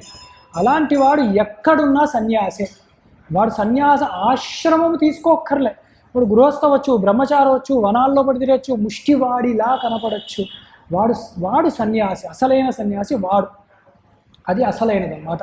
కొందరు అలా ఉండరు. కొందరు ఎలా ఉంటారంటే వారికి వైరాగ్యం వచ్చింది కానీ తీవ్ర మోక్షేచ్ఛ ఉన్నది, మోక్షాన్ని సాధించాలి, తెలుస్తోంది ఇదంతా అనిత్యము, ఈ జగత్తంతా వస్తోంది పోతోంది, ఈ బంధాలు బంధుత్వాలు అన్నీ కూడా వస్తున్నాయి పోతున్నాయి, అనిత్యము, వీటితో పెట్టుకుంటే శాశ్వతమైన సుఖము అది ఎట్లాగూ వచ్చేది లేదని మెల్లిగా అర్థమవుతుంది. ఇప్పుడు వాడు ఏమనుకుంటాడు, ఈ సంసారంలో నేను చేరకూడదు, చక్కటి గురువుని చేరి ఇంకా నేను ఒకటే పని పెట్టుకుంటాను, ఏమిటి బ్రహ్మ విచారణ. ఆ బ్రహ్మము ఏమిటి, ఆ తత్వము ఏమిటి, ఆ ఉపనిషత్ మంత్రముల యొక్క అర్ధ విచారణ వీడు నిరంతరము దాన్నే మననము చేసుకుంటూ ఆ బ్రహ్మ జ్ఞానాన్ని బ్రహ్మ విద్యను అభ్యాసము చేసుకుంటూ ఉంటారు. ఇంకా ఈ పని తప్ప ఏది పెట్టుకోడు. సన్యాసి చేయవలసిన పని ఇది అన్నమాట. ఈ రెండే ఉంటాయి సన్యాసులు అంటే. అయితే విద్వత్ సన్యాసి లేదా వివిధిషా సన్యాసి. విద్వత్ సన్యాసి వాడు జనాల్లోకి రాడు, తీవ్ర వైరాగ్యంతో తపస్సుతో ఎప్పుడు ఉంటాడు. మన అదృష్టం బాగుంటే వాళ్ళు ఉపదేశాలు ఇస్తారు. వివిధిషా సన్యాసులు వాళ్ళు ఏమిటంటే వారు మోక్ష ఇచ్ఛతో గురువులను ఆశ్రయించి సన్యాస దీక్ష తీసి బ్రహ్మ విచారణ తప్ప ఇంకేది పని పెట్టుకోరు. తపస్సే మనము చేసే కర్మల కన్నా 100 రెట్లు కర్మలు చేస్తారు వాళ్ళు, కానీ బ్రహ్మ భావనతో చేస్తూ ఉంటారు. వాళ్ళు జపాలు ఉంటాయి కానీ అర్ధ విచారణ చేస్తూ ఉంటారు. అలా ఉంటాయి తీవ్ర వైరాగ్యంతో ఈ సాధన చతుష్టయాన్ని మొత్తం వాళ్ళు అవగతం చేసుకుంటూ ఉంటారు. ఇది తప్ప వాళ్ళు వేరే పని చేయరు, ఇలాగే ఉంటారు. అయితే జగద్గురువులు పీఠాధిపతులు. జగద్గురువు ఆదిశంకరాచార్యుల వారు నియమించారు వీళ్ళని, ఒక వ్యవస్థని నియమించారు ధర్మ రక్షణ కొరకు 4 దిక్కుల దేశానికి. అందుకు వీరికి చెప్పారు వీళ్ళ ఎలా ఉండాలి, ఎలాంటి వాళ్ళు ఉండాలి అని. అందుకే వీళ్ళకి చెప్తారు చక్కగా జ్ఞానం ఉండాలి, వేదాంత జ్ఞానం ఉండాలి, తీవ్ర వైరాగ్యంతో ఉండాలి వీళ్ళు అని చెప్పి మతామ్నాయ శాస్త్రం బోల్డ్ రాశారు నియమ నిష్టలు. ఆ లక్షణాలన్నీ పరంపరలో ఉన్న ప్రతి జగద్గురువులో మనం చూడొచ్చు. అందుకే వీరు చెప్తారన్నమాట, ధర్మ బోధ చేస్తారు, విజయ యాత్ర చేస్తారు. అంతేగాని ఇష్టం వచ్చినట్టు ఎవరి ఏ సన్యాసి అయినా కూడా మేము యాత్రలు చేస్తాం, మేము ధర్మ బోధిస్తాం అని గబుక్కుని చేయకూడదు. అది పులిని చూసి నక్క వాత పెట్టుకున్నట్లే ఉంటుంది తప్ప ఏది ఉండదు. జగద్గురువులాగా శాస్త్ర చర్చలు చేయగలరా వాళ్ళు? అసలు అనుగ్రహ భాషణాలు ఇవ్వగలరా? ఇస్తే మంచిది, ఇస్తే నమస్కారం వాళ్ళకు కూడా, అంతే. చెయ్యొద్దు అని ఎవరు అనట్లే, చేస్తే మంచిది. అలాగే మీరు చూడండి ఇక్కడ కూడా గురువుగారు 5-6 గంటలు ఎలాగ వారు, ఇప్పుడు మన లైన్లో నుంచున్న 3 గంటలో 2 గంటలో ఎన్నిసార్లు మనము ప్రకృతి పిలిచింది అని పక్కకు వెళ్తూ ఉన్నాము, ఎన్నిసార్లు చెమటలు పడ్డాయి అబ్బా అనుకుంటున్నాము, ఎన్నిసార్లు దాహం కావాలి ఇటు వెళ్ళాలి అటు వెళ్ళాలని వెళ్ళాము. మరి గురువుగారు అట్లనే కూర్చున్నారే, ఇంత మంచినీళ్ళ చుక్కా తీసుకోలేదే, చెప్పే విషయాలన్నీ కూడా ఏమైనా గొప్ప విషయాలు చెప్తారంటే సందేహమే. ప్రతివాడు ఈ కష్టాలే చెప్తూ ఉంటారు. గురువుగారు ఏదైనా సమస్య తీర్చాలని చెప్పి అవన్నీ వింటూ ఎంత సహిష్ణు అన్నారు కదా, సహిస్తూ చక్కగా వారికి జ్ఞానాన్ని తత్వాన్ని ఉపదేశిస్తూ ఉన్నారు. వారు ఇది ఊహించగలమా? అలా చేయగలరా? అది పీఠాధిపతులు, శంకర పరంపరలో వచ్చిన వాళ్ళు. అందుకు వారు జగద్గురువులు. అందుకే వీళ్ళల్లో జీవన్ముక్తుల్లో కూడా బ్రహ్మవేత్తల్లో కూడా కొంచెం వేరే విధాలుగా చెప్పబడి ఉన్నాయి. శాస్త్రం చాలా గొప్పది, అనంతమైనది. అందుకే బ్రహ్మవిత్ వరేణ్య వరిష్ఠులు అని అక్కడ కేటగరైజేషన్ ఉంది. బ్రహ్మవేత్తలు ఉంటారు, దానిలో ఉత్కృష్టమైన వరేణ్యులు ఉంటారు, వరిష్ఠులు ఉంటారు, అవధూత జాతికి చెందిన వాళ్ళు ఉంటారు. అది తెలుసుకోవాలి. అందరూ ఒకలాంటి వస్త్రాలు వేసుకున్నారు కదా అని అందరూ ఒకలా ఉంటారు అనుకోకూడదు. అలాగే సన్యాసులలో మళ్ళీ విభాగం ఉంటుంది. అదే కుటీచక, బహూదక, హంస, పరమహంస ఇలా ఉంటాయి, అవధూత, అలా చాలా ఉంటాయి. వాటిల్లో కుటీచక బహుదకంలు వాళ్ళు త్రిదండులు ఉంటారన్నమాట. 3 కర్రలు అంటే మనసా వాచా కర్మనే వారి యొక్క కర్తవ్యం ఏమిటంటే సన్యాసాశ్రమం చేసి బ్రహ్మచర్యమే చేస్తూ, అంటే బ్రహ్మం యందు చరిస్తూ బ్రహ్మ విద్యను అభ్యాసం చేసుకుంటూ వారు ఆ నిగ్రహంగా ఆ కర్రను ఎలా పట్టుకున్నారో అలాగే వారు ఎక్కడికి వెళ్లకుండా తపస్సు చేసుకుంటూ బ్రహ్మచర్యం అంటే బ్రహ్మం యందు చరిస్తూ బ్రహ్మ విద్యని అభ్యాసం చేస్తూ ఉంటారు. వాళ్ళు ఈ కుటీచకం బహుదకం అంటే భిక్షాటన చేస్తూ ఉంటారు. వారికి బోళ్ళు సాంప్రదాయం చెప్పబడ్డాయి. అలాంటి వాళ్ళు త్రిదండులు అన్నమాట. వారికి శిఖాయజ్ఞోపవితములు ఉంటాయి. అది సన్యాసంలో ఒకటి. అలాగే హంస, పరమహంస ఇలాంటి వాళ్ళు ఏకదండి అయి ఉంటారు. వారు వీరికన్నా ఉత్కృష్ట స్థానంలో ఉంటారు. బ్రహ్మమే వారి ఆత్మస్వరూపముగా జీవేశ్వర అభేదం అన్నది వారికి అవగతమయ్యి అభ్యాసం చేసి ఉన్నారు కాబట్టి వారు పరమహంస సన్యాసులు. ఎవరిని పడితే వాళ్ళందుకే పరమహంస పరివ్రాజకులు అండి అని అనకూడదు. అది తెలుసుకోవాలి, మనం ఎవరిని అంటున్నాం అనేది. బాగుంది కదా అని అనేయడం కాదు, పేరు బాగుంది కదా అని తెలుసుకోవాలి పరమహంస సన్యాసులు ఎవరు అని. తర్వాత వాళ్ళు అవధూత అవస్థలో ఉంటారు. ఇప్పుడు ఈ అవధూత అన్నామంటే ఎవరిని పడితే వాళ్ళని కూడా పెట్టేసుకుంటున్నాం, ఎందుకంటే రూల్స్ చెప్పలేం కాబట్టి. వీళ్ళు అవధూత అన్నవాడు కో విధి కో నిషేధ అంటారు, వారికి విధి లేదు నిషేధము లేదు. అది ఎవరు ఉదాహరణ అంటే జాగ్రత్తగా చూడాలి. శంకర భాష్యంలో అందుకే వారు హెచ్చరించారు, కపిలము మహర్షి అలాంటి వాళ్ళు సిద్ధపురుషులు అన్నారు. ఒక కపిలుడు అలాంటి వాళ్ళు, ఒక వృషభదేవుడు, ఒక శుకబ్రహ్మ, వీళ్ళను ఉదాహరణ తీసుకోవాలి. వాళ్ళందరూ కూడా తర్వాత కాలంలో బ్రహ్మజ్ఞానాన్ని ఇచ్చారు, శాస్త్రాన్ని ఇచ్చారు, మర్చిపోకూడదు. వారు మాట్లాడితే శాస్త్రము బ్రహ్మజ్ఞానం ఇస్తారు. అందుకని అవధూత అన్నమన్నా జాగ్రత్త ఉండాలి. దత్తాత్రేయులు వారే ఉన్నారు. దత్తాత్రేయులు వారుగా మనం చూసుకున్నా కూడా వారు ఎంతో అద్భుతమైన వాంగ్మయాన్ని విద్యల్ని ఇచ్చారు. అందుకని వీరిని తీసుకోవాలి. ఇలా ఉంటాయి. ఎందుకు చెప్పాను అంటే ఇది కొంచెం మనకు అర్థం కావాలి అని మాత్రమే చెప్పాను అన్నమాట. ఇవన్నీ కూడా ఈ సన్యాసము అన్నది ఆ మాట మనకు అర్థం కావాలి. అలాగే జగద్గురు ఆదిశంకరాచార్యులు వారు ఇక్కడ మనకి వివరణ ఇచ్చారు. సన్యాసినాం ప్రాధాన్యేన జ్ఞాన సాధనం శమాది శమమాచష్ట ఇది శమ అని చెప్పి దాని ముందు కూడా ఏం చెప్పారంటే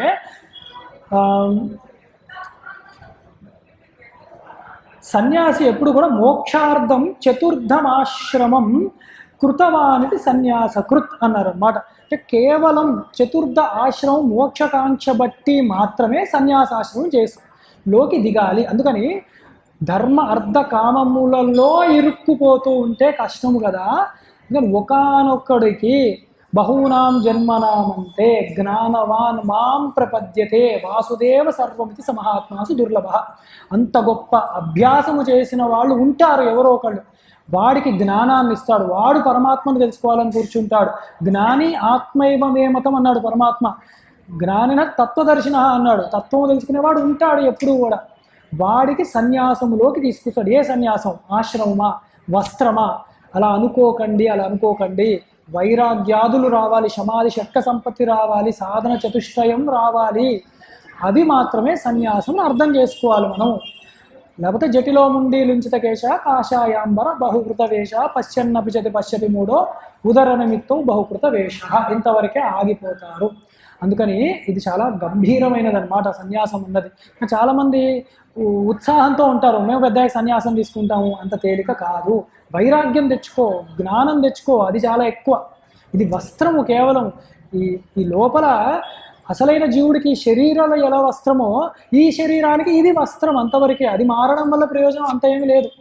జ్ఞానము కావాలి, వైరాగ్యము కావాలి, సాధన చతుష్టయం కావాలి, అది గుర్తుపెట్టుకోవాలి. అలాగా ఎవడైతే తీవ్ర మోక్షేచ్ఛ ఉన్నవాడు ఉన్నాడో వాడిని మోక్షార్థమై ముఖ్య పురుషార్థమై తీసుకువెళ్ళేవాడు ఆ శ్రీ మహావిష్ణువు. కాబట్టి సన్యాసకృత్ అని ఆ శ్రీ మహావిష్ణువు యొక్క అనుగ్రహం ఉంటేనే సన్యాసం అన్నది పండుతుంది కూడా.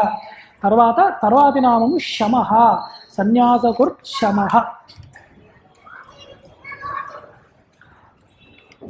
శమః అంటే ఇక్కడ ఈ సన్యాసులకు చెప్పబడిన ముఖ్యమైనది ఏమిటి అంటే సమాధి షట్క సంపత్తి కదా.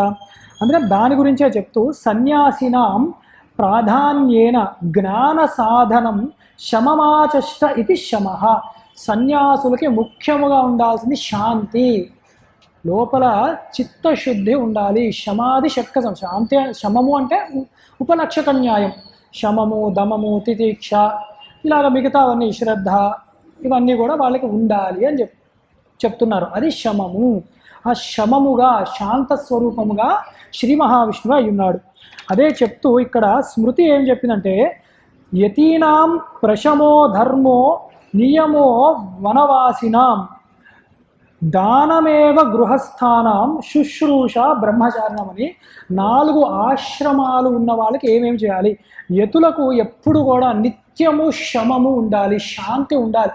వాళ్ళు ఉద్రేకానికి గురయ్యి అవతల వాళ్ళని ఉద్రేకానికి గురి చేయాలి అలా ఉండరు సాధారణంగా ఉండకూడదు కూడా. శాంతంగా ఉండాలి. ఆ మాట మాట్లాడితే మధురముగా ఉండాలి. అందుకని అలాగే ధర్మాన్ని పాటిస్తూ ఈ వానప్రస్థులు ఉంటారు, దాన ధర్మములు చేస్తూ గృహస్థులు ఉండాలి.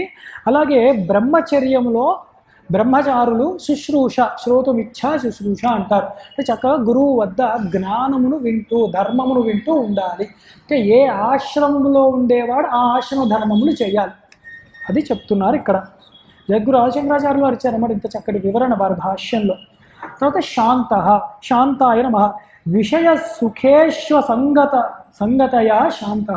విషయ సుఖాలను పూర్తిగా విసర్జించిన రూపాన్ని, ఆ స్వభావాన్ని శాంతము అంటారు. మనలో అదే సన్యాసనామములకే ఆ గుణములన్నీ చెప్తున్నారు ఇప్పుడు. ఆ శాంత స్వరూపముగా ఆ పరమాత్మ అనుగ్రహంతోనే మనకు ఆ శాంతి లభిస్తుంది. విషయములతో సంగము ఏర్పడదు. ఇక్కడ మీరు ఒకసారి గీతలో ధ్యాయతో విషయాన్ పుంసాం ధ్యాయతో విషయాన్ పుంసాం సంగస్తేషు ఉపజాయతే సంగాత్ సంజాయతే కామః, ఇది గుర్తు తెచ్చుకుంటే సరిపోతుంది. అంటే విషయ భోగములు యందు మనస్సు వెళ్లకుండా ఉంటుంది. మనకి పేరు ప్రఖ్యాతులు రావాలి, బిరుదులు కావాలి, గొప్పగా అందరూ కీర్తించాలి, మనల్ని కూడా గుర్తించాలి, ఇవన్నీ పోతాయి, ఆ సంగములన్నీ పోతాయి. ద్వంద్వాతీత స్థితి వస్తుంది వారికి, అది శాంతము, దాన్ని చెప్పబడ్డారు. అది నారాయణమూర్తి యొక్క అనుగ్రహంతోనే వస్తుంది. ఎందుకంటే శాంతముగా, శాంత స్వరూపంగా ఆయనే ఉన్నాడు కాబట్టి. నిష్ఠ, తర్వాత నిష్ఠాయ నమః. ప్రళయే నితరాం తత్రైవ తిష్టంతి భూతాని తిష్టాని. ప్రళయకాలములో సర్వభూతములన్నీ కూడా తనలో లయము చేసి బీజస్వరూపంలో చక్కగా ఉంచుకుంటాడు పరమాత్మ కాబట్టి నిష్ఠ అన్నాడు అన్నమాట. తర్వాత మళ్ళీ శాంతి అని నామం వచ్చింది. శాంత్యై నమః. సమస్త అవిద్యా నివృత్తి శాంతి. సా బ్రహ్మైవ అని కేవలం బ్రహ్మము యందే మనసు లగ్నము చేసినప్పుడు సమస్త అవిద్య ఏదైతే ఉందో అనిత్య వస్తువుల యందు, దాని యందు పూర్తిగా వీడు ఉపరతిని చెందుతాడు. దాని శాంతి అని కూడా చెప్పబడుతుంది. ఆ స్వరూపంగా కూడా స్వామియే ఉన్నారు అని. పరాయణాయ నమః. పరం ఉత్కృష్టం అయనం స్థానం పునరావృత్తి శంకారహితమితి పరాయణం. పరాయణం అంటే మోక్షపదమే. సన్యాసం తీసుకున్నా ఇంకా ఏం కావాలి, ఏది వద్దు. సన్యాసం తీసుకున్నదే మోక్షానికి. తీసుకున్న వాడికి అన్ని వచ్చాను బ్రహ్మలోకి వెళ్ళకూడదు. సన్యాసం తీసుకున్న వాడు మోక్ష పదంలోకే వెళ్ళాలి. అందుకని ఇన్ని గుణములు, శమము, శాంతి ఇవన్నీ వచ్చాక వాడు నిజాయితీగా అభ్యాసం చేసుకుంటూ ఉంటే ఆ పరమాత్మ అనుగ్రహం కనుక వారి యందు భాసిస్తే పరాయణం అంటే చక్కగా పరమాత్మయే వారిని ఆ ఉత్కృష్టమైన మోక్ష స్థానానికి తీసుకువెళ్తాడు. నస పునరావర్తతే, మళ్ళీ తిరిగి ఈ సంసార సముద్రంలోకి వాడు రాడు, అది చెప్తున్నా. అందుకని అలా చెయ్యగలవాడు, ఆ మార్గముగా ఉన్నది పరాయణుడు పరమాత్మయే, ఆ మార్గములో తీసుకువెళ్ళేది పరమాత్మయే అయి ఉన్నాడు. తర్వాత శుభాంగ శాంతిద స్రష్ట కుముద కువలేశయ గోహితో గోపతిర్గోప్త వృషభాక్షో వృషప్రియ. ఇవన్నీ చాలా తేలికమైన అద్భుతమైన నామములు. శుభాంగాయ నమః అంటే చక్కగా శోభనమైన అంగములు కలిగిన వాడు. సుందరాం తనుం ధారయన్ శుభాంగ, చక్కటి అంగములు కలిగిన వాడు. అందుకే ఓ కృష్ణ పరమాత్మ అయినా, ఓ రామచంద్రమూర్తి అయినా, ఏ భగవత్ స్వరూపం జగన్మాత అయినా చూస్తే చక్కటి అంగములు, చక్కటి రూప లావణ్యము కూడా ఉంటుంది. ఏ భాగముని పూజించినా, అందుకే కదా మనం ప్రతి అంగముని కూడా అంగపూజ చేస్తూ ఉంటాం మనం దేవతకి. అవి శుభాంగములు, అది కూడా చాలా ప్రత్యేకమైన ఆరాధన పద్ధతి అన్నమాట. అందుకని శుభాంగుడు పరమాత్మ. అలాగే శాంతిదాయ నమః. మనం అలాగా ఆ శుభాంగుడిని ధ్యానం చేసుకుంటూ అర్చన చేసుకుంటూ ఉంటే ఆయన ఏమిస్తాడు, శాంతినిస్తాడు. శాంతిదాయ నమః. రాగద్వేషాది నిర్మోక్ష లక్షణాయ శాంతిం దదాతీతి శాంతిదః. రాగద్వేషాది దుర్గుణములన్నీ తీసేసి శాంతిని ఇస్తాడు కాబట్టి ఆయన శాంతిదః అంటున్నాము. దివ్యమంగళమూర్తినే ధ్యానం చేయాలి ఎప్పుడు కూడా. స్రష్టాయ నమః. సర్గాదౌ సర్వభూతాన్ని ససర్జేతి స్రష్టాః. ఎవరి దివ్యమంగళమూర్తి, ఎవరు మనకి శాంతినిస్తారు అంటే స్రష్ట, సృష్టికర్త అయిన వాడే. సృష్టికర్త బ్రహ్మగారా, ఆ బ్రహ్మగారికి కూడా సృష్టికర్త ఒకడు ఆయన ఉన్నాడు, శ్రీ మహావిష్ణువు. అందుకు ఆయన్నే, ఆయన రూపాన్నే, ఆయన గుణగణాలనే మనం ధ్యానం చేద్దాము, అప్పుడే శాంతి లభిస్తుంది. కుముద తర్వాతది కుముదాయ నమః. కౌ భూమ్యాం మోదత ఇది కుముద అని చెప్పి చక్కగా ఈ భూమి అంతటినీ కూడా ధరించేవాడు కాబట్టి ఆయన కుముదాయ నమః అని చెప్తూ ఉన్నారు. ఈ భూమి అంతటిని కూడా వ్యాపించి ఉన్నవాడు కదా, తత్ సృష్టివా తదేవాను ప్రవిశత్. ఈ భూమి అంతటిలో కూడా పరమాత్మ లేనిది ఏది ఉంది? ఏదీ లేదు. అదే మనకి 10వ అధ్యాయం చెప్తోంది భగవద్గీతలో. బాగా అది మీరు చూస్తూ ఉండాలి. అందుకే ఉదాహరణగా చెప్పారు, ప్రతీది భగవత్ స్వరూపంగానే చూడాలి. కాబట్టి అది ఆనందదాయకం. అందుకు మనకి ఈ జనాల్లో ఉండాలి, ఈ భూమిలో ఉండాలని ఎందుకు మనకు ఆనందంగా అనిపిస్తోంది అనిత్యాలైనా కూడా అంటే, ఈ నామరూపాల వెనక అసలైన సచ్చిదానందం పరమాత్మే అయి ఉన్నాడు కాబట్టి. తర్వాత కువలేశాయ నమః. కువలేశాయ నమః. కోహో క్షితేర్వలనాత్ సంసరణాత్ కువలం జలం తస్మిన్ శేతే ఇది కువలేశయ.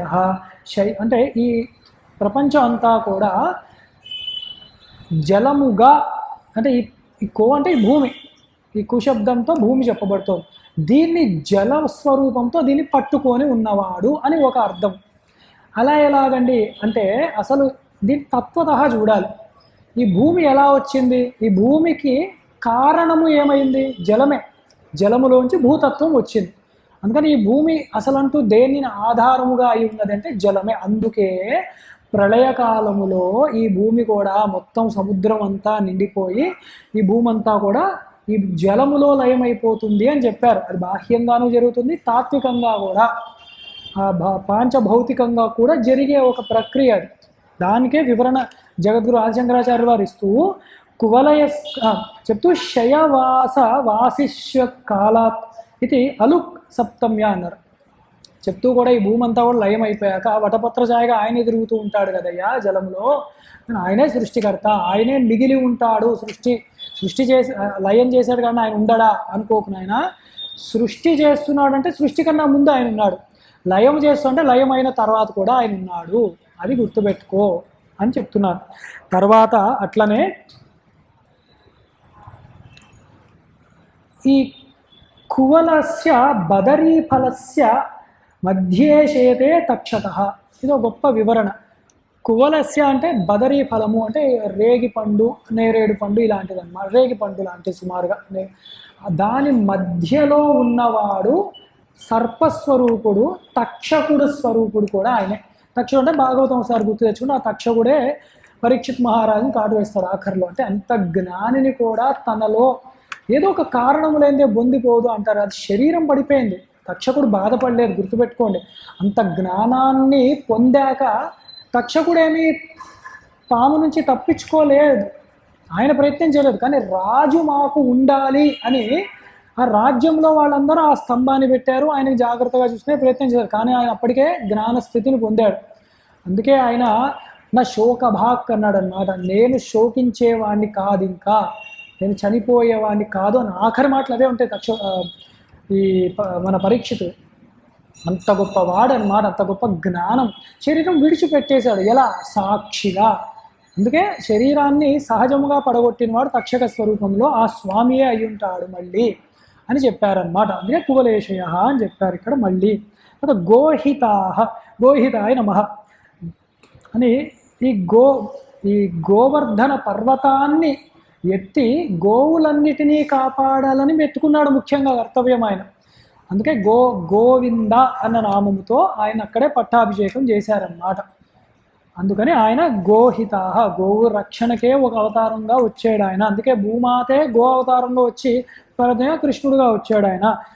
గదాం వృద్ధ్యర్థం గోవర్ధనం ధృతవానితి గోభ్యోహిత గోహిత అని చెప్పారన్నమాట. అలాగే భూమిని, వేదాలను, స్మృతులను, ఈ గోవులను అన్నిటినీ కూడా, ఇంద్రియములను అన్నిటినీ కూడా కాపాడడానికి వచ్చాడు కాబట్టి, హితాన్ని చేసేవాడు కాబట్టి గోహితుడు ఆయన. తర్వాత గోప్త్రే నమః. రక్షకో జగత్ ఇది గోప్త్ర అంటే రక్షించే. గోప్త్రి గోవింద రూపిణి లలితాదాసనంలో ఉంటుంది మనకి. గోప్త్రము అంటే గోప్త అంటే సీక్రెట్ అని కాదు, రక్షించేవాడు అని. ఆ రక్షణ స్వరూపముగా జగత్తంతటిని ఆయనే ఒక ఆపు కాచుకుని రక్షిస్తూ ఉన్నాడు అన్నమాట. అలాగే స్వమాయయా స్వమాత్మానం సంవృణోతీతివా గోప్త, ఆయన మాయతో ఆయనే చక్కగా జగత్తులో ఆయన వస్తూ ఉంటాడు, రక్షిస్తూ ఉంటాడు అంటే గోప్త ఆయన. వృషభాక్ష, వృషభాక్ష నమ, ఎన్నోసార్లు చెప్పుకున్నాం వృష నామంతో ధర్మము చెప్పబడింది అని. అదే సకలాన్ కామాన్ వర్షుకే అక్షిని అస్యేతి, అక్షి అంటే కన్ను, అంటే ఆయన కన్నుతో సర్వధర్మబద్ధమైన కామములు అన్నిటినీ కూడా ఆ కోరికల వర్షాన్ని తీరుస్తూ ఉంటాడు భక్తులకు, కాబట్టి వృషభాక్షుడు అని ఒక అర్థం. వృషభో ధర్మ స ఏవవా దృష్టిరస్యేతి వృషభాక్ష, ఆయన కన్నే ధర్మము చూపులతో ఉంటాయి, లేదా ధర్మాన్ని పాటించేవాడి యందు ఆయన దృష్టి పెడుతూ ఉంటాడు కాబట్టి వృషభాక్షుడు. ఇది ఇంకా బాగుంది. వృషప్రియ, వృషప్రియాయ నమ. వృషో ధర్మ ప్రియో యస్య స వృషప్రియ. వృష అంటే ధర్మమే చెప్పబడింది, ధర్మము యందే ఆయన ప్రీతి పొందుతాడు. అదే ఆచార్య ప్రభవో ధర్మ ధర్మస్య ప్రభురచ్యుత, ఈ విష్ణు సహస్రనామంలోది అది. మళ్ళీ ఆయన ఎప్పుడు ఆనందిస్తాడు, ఏది చేసినా తెలియదు కానీ ధర్మాన్ని సదాచారాన్ని కనుక నీవు ఆచరిస్తూ ఉంటే ఆయన ఆనందిస్తాడు, ఆచార స్వరూపంగా ఆయనే ఉన్నాడు కాబట్టి. అలాగే వృషశ్చాసౌ ప్రియశ్చేతివ, అందుకే పరమాత్మ కూడా ఎవరికి నచ్చుతాడు, ధర్మాన్ని పాటించేవాడికే పరమాత్మ నచ్చుతాడు. రెండు వైపులా అన్నమాట, పరమాత్మకి ధర్మం పాటించే వాళ్ళే నచ్చుతారు, ధర్మం పాటించే వాళ్ళకి పరమాత్మయే నచ్చుతాడు, కాబట్టి వృషప్రియుడు అయి ఉన్నాడు. అంటే ధర్మం పాటించే వాళ్ళకి నచ్చుతాడు, ధర్మాన్ని పాటించే వాళ్ళకి నచ్చుతారు అని. తర్వాతి నామములు అనివర్తి, నివృత్తాత్మ, సంక్షేప్త, క్షేమకృత్, శివ, శ్రీవత్సవక్షా, శ్రీవాస, శ్రీపతి, శ్రీమతాంబర. ఇక్కడ అద్భుతమైన నామాల గుంపు వస్తుంది ఇక్కడ నుంచి, రెండవ పాదం నుంచి లేదా మొదటి పాదం నుంచి. 24, 65 కూడా ప్రత్యేకముగా పారాయణ చేసుకుంటే ఐశ్వర్యానికి ఇంకా లోటు ఉండదు. సత్యం. చాలామంది పెద్దలు, ఉపాసకులు పెద్దలు అనగా వారు చేసి రుజువు చేసిన వాళ్ళు అన్నమాట. ఇవన్నీ కూడా ఐశ్వర్య సంబంధమైన నామములే వస్తూ ఉంటాయి అన్నమాట. ఇక్కడ ఐశ్వర్యం ఏది, అష్ట ఐశ్వర్యములను తీసుకోండి, కేవలం ధనమని ఎప్పుడూ తీసుకోకండి, ధనము కూడా. ఈ కోరికలన్నీ కూడా ధర్మబద్ధంగా ఉండాలి. సరే, ఆ నామములు చదువుతుంటేనే మనకు అర్థమవుతూ ఉంటాయి కాబట్టి మనం అది చదువుతూ ఒకటి గుర్తుపెట్టుకోవాలి. 64, 65 మటుకు ఏ రకమైన ఐశ్వర్యము, డబ్బు రావాలన్నా, నిలబడాలన్నా, వృద్ధి పొందాలన్నా, ఏ విధంగా అయినా కూడా స్థిరాస్తుల కింద, చరాస్తుల కింద, ఆరోగ్యము కింద, ఆనందము కింద, బంధుజన వర్గము కింద ఈ నామములు ఖచ్చితంగా ఉపయోగపడతాయి. ప్రత్యేకముగా దీన్ని స్మరిస్తూ ఉండొచ్చు అనేక సార్లు. అర్థముతో చేస్తే ఇంకా చాలా గొప్పగా ఉంటుంది. నేను ముందే చెప్తూ అనివర్తి, అనివర్తినే నమః, దేవాసుర సంగ్రామాన్న నివర్తత ఇది అనివర్తి, వృషప్రియత్వ ధర్మాన్న నివర్త ఇది. రెండు అర్థాలు చెప్పారు జగద్గురువులు. దేవాసుర సంగ్రామంలో ఎప్పుడూ కూడా ఆయన వెనకడుగు వేయలే. అంటే దేవతల తరపున, ఎందుకంటే వారు సాత్వికమైన వాళ్ళు కాబట్టి వారి తరపున పరమాత్మ ఎప్పుడూ కూడా నిలబడతాడు. పక్షపాతి కాదు, ధర్మపక్షపాతి ఆయన. అందుకని ఆయన నిలబడతాడు కాబట్టి ఆయన ఎప్పుడు వెనక అడుగు వెయ్యడు. అనివర్తి ఆయన ఇంకా ముందడుగే వేస్తాడు ఎప్పుడు కూడా. సత్పురుషుల యందు వారికి తోడుగా ఉంటాడు అని అర్థం.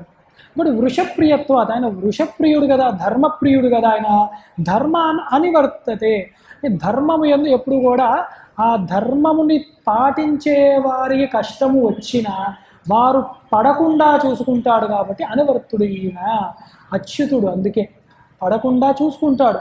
సమయం అంతే, కొంచెం మనం నమ్మకంతో ఆ పరమాత్మ పాదములనే పట్టుకోవాలి. మనం పడకుండా చూసుకునే బాధ్యత ఆయనది, అయితే ఆవిడది. నివృత్తాత్మ, నివృత్తాత్మనే నమః, స్వభావతో విషయేభ్యో నివృత్త ఆత్మ అస్యేతి. నివృత్తాత్మ స్వాభావికంగా ఆత్మస్వరూపుడు పరమాత్మ. అందుకే ఆయన అవతారాలు తీసుకున్నా, ఎన్ని విధాలుగా కనపడినా, అనేక విధాలుగా కనపడినా ఒక పరమాత్మ. గుర్తుపెట్టుకోండి, అనేక పరమాత్మ, అనేక జీవులు అన్న అనేక జీవ భావన ఉపాధి తాదాత్మ్యముతో మన దృష్ట్యా మనం అంటున్నాం కానీ పరమాత్మ అనేకుడేం అవ్వలే, అనేకులుగా భాషిస్తున్నాడు. ఒక సూర్యుడే అనేకములుగా కనబడుతున్నట్లు. కాబట్టి అందరిలో ఉన్న, అన్ని చోట్ల ఉన్న, అన్ని విధాలుగా ఉన్న, అనేక విధాలుగా ఉన్న పరమాత్మ తన స్వభావమైన ఆత్మతత్వము, అనంత వ్యాపకత్వము ఎప్పుడూ కోల్పోడు. అది ఆయన స్వభావము. అందుకని స్వభావుడు ఆయన. అందుకు నివృత్తాత్మ అన్నారు. అంటే ఆయన ఆత్మతత్వం నుంచి పక్కకి జారుకోడు. అంటే మనది ఆత్మస్వరూపమే, కానీ అజ్ఞానంలో పడి మనం దేహాత్మ భ్రాంతి మనకు వచ్చింది కదా. అందుకని ఆయన ఎలా ఉన్నా కూడా ఆయనకు మటుకు ఆ భ్రాంతి రాదు. నివృత్తాత్ముడు ఆయన. అలాగే సంక్షేప్త్రే నమః. విస్తృతం జగత్ సంసార సమయే సూక్ష్మరూపేణ సంక్షిపన్ సంక్షేప్త అన్నారు. అంటే ఈ జగత్ అంతా కూడా సంహారము చేసినప్పుడు, అంటే తానలో కలిపేసుకునేటప్పుడు సూక్ష్మముగా చేసేస్తాడు ఆయన. అంటే కంటికి గోచరం కాదు. అవ్యక్తాది భూతాన్ని వ్యక్త మధ్యాని భారత, అదే భావన. ఈ భూతములన్నీ ఇక్కడ కనపడుతున్నాయి. మరి పోయారా అనుకుంటా, మనం పోలేదు నాయన. సూక్ష్మముగా అంటే ఇంద్రియ అగోచరులు అయ్యారు, కనపడట్లేదంటే ఇంద్రియాలకు పరిమితుంది కాబట్టి. అందుకు ఆ సంక్షేపముగా వాటిని చేసి ఇంద్రియాల జీవులన్నిటినీ సంక్షేపముగా గోప్యముగా చేస్తాడు కాబట్టి సంక్షేప్త్రే నమః. సంక్షిపం చేస్తూ ఉంటాడు, కంటికి కనపడకుండా చేస్తాడు పరమాత్మ. కాబట్టి సంక్షేప్త్రే నమః అని ఆయన నమస్కారం చేసుకున్నాం. క్షేమకృత అంటే ఇవన్నీ చూస్తుంటే ఇంత వ్యవస్థ మనకు తెలియకుండా ప్రతి దినము ప్రతి క్షణము నడుస్తోంది.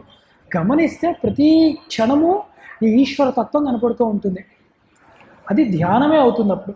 క్షేమకృతే నమః. చూసారా, క్షేమాన్నే చేస్తాడట. ఉపాత్తస్య క్షేమం పరిరక్షణం కరోతి ఇది క్షేమకృత్. చాలా గొప్పదన్నమాట. మనకి యోగక్షేమ మహామ్యహం అని ఒకటి ఉంటుంది గీతలో.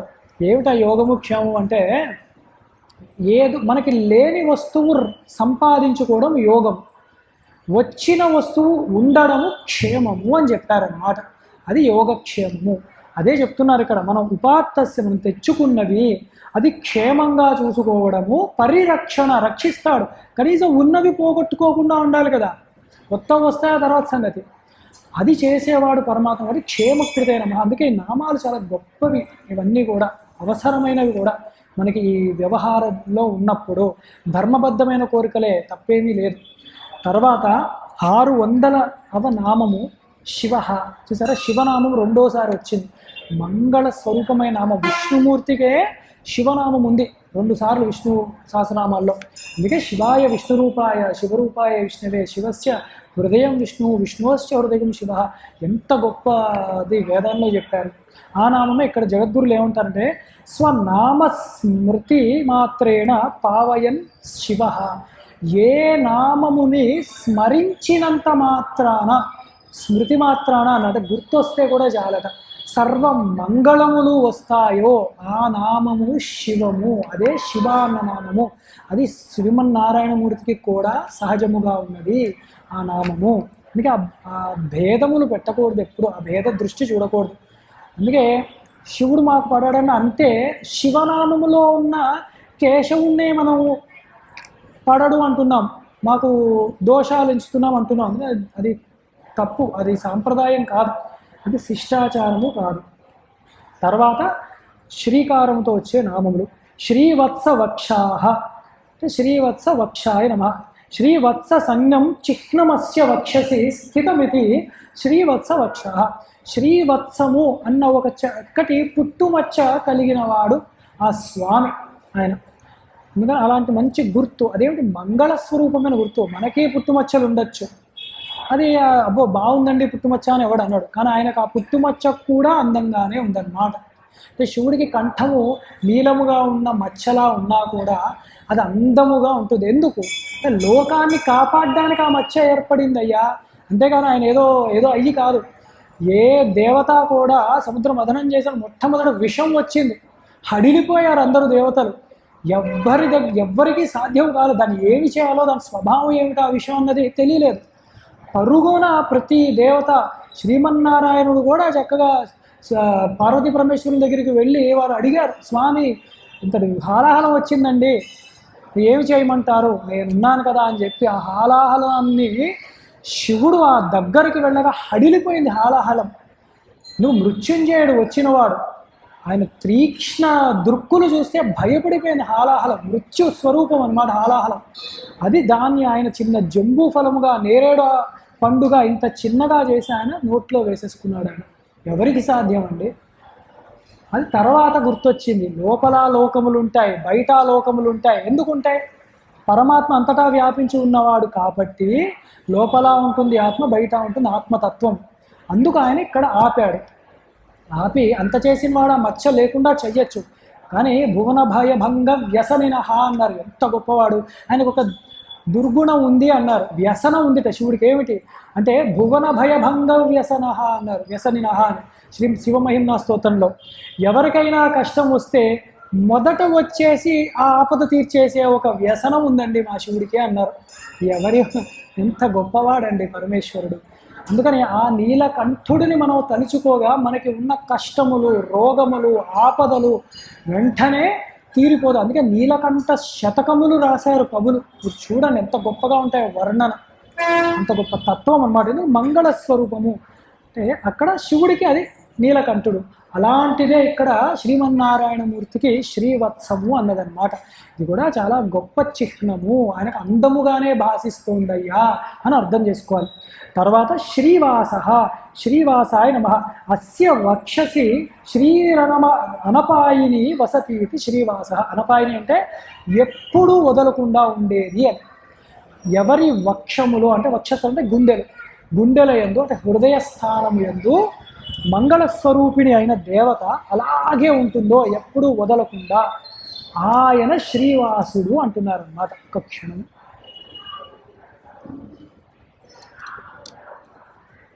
విష్ణు విష్ణు విష్ణు అలాంటి వాడు శ్రీవాసుడు అని చెప్పారన్నమాట. అంత గొప్పవాడు. ఇక్కడ హృదయస్థానం అంటే ఏమిటి? సంకల్పము, ఇచ్ఛాశక్తి ఇక్కడ వస్తుంది. ఆయన సంకల్పమే మంగళములుగా ఉంటుంది. దేవుడు మా వరకు ఉంటాడు. ఆయన మనసు కనుక మన ఎందు పెట్టాడో ఇంకా ఐశ్వర్య వర్షములే మన ఎందు మంగళంగా ఉంటుంది. అందుకే మన సంకల్పములు కూడా మంగళముగా ఉండాలి. అందుకే మళ్ళీ గుర్తొచ్చు, తన్మే మన శివ సంకల్పమస్తు. మనస్సు యందు మనకి కూడా సంకల్పములు మంగళముగా ఉండాలి. అలాగే శ్రీపతి, ఆయన నామము శ్రీపతి.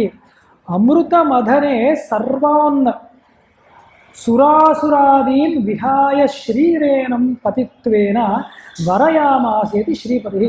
అమృత మథనం చేసినప్పుడు అమృత మథన సమయంలో కూడా లక్ష్మీదేవి వచ్చింది.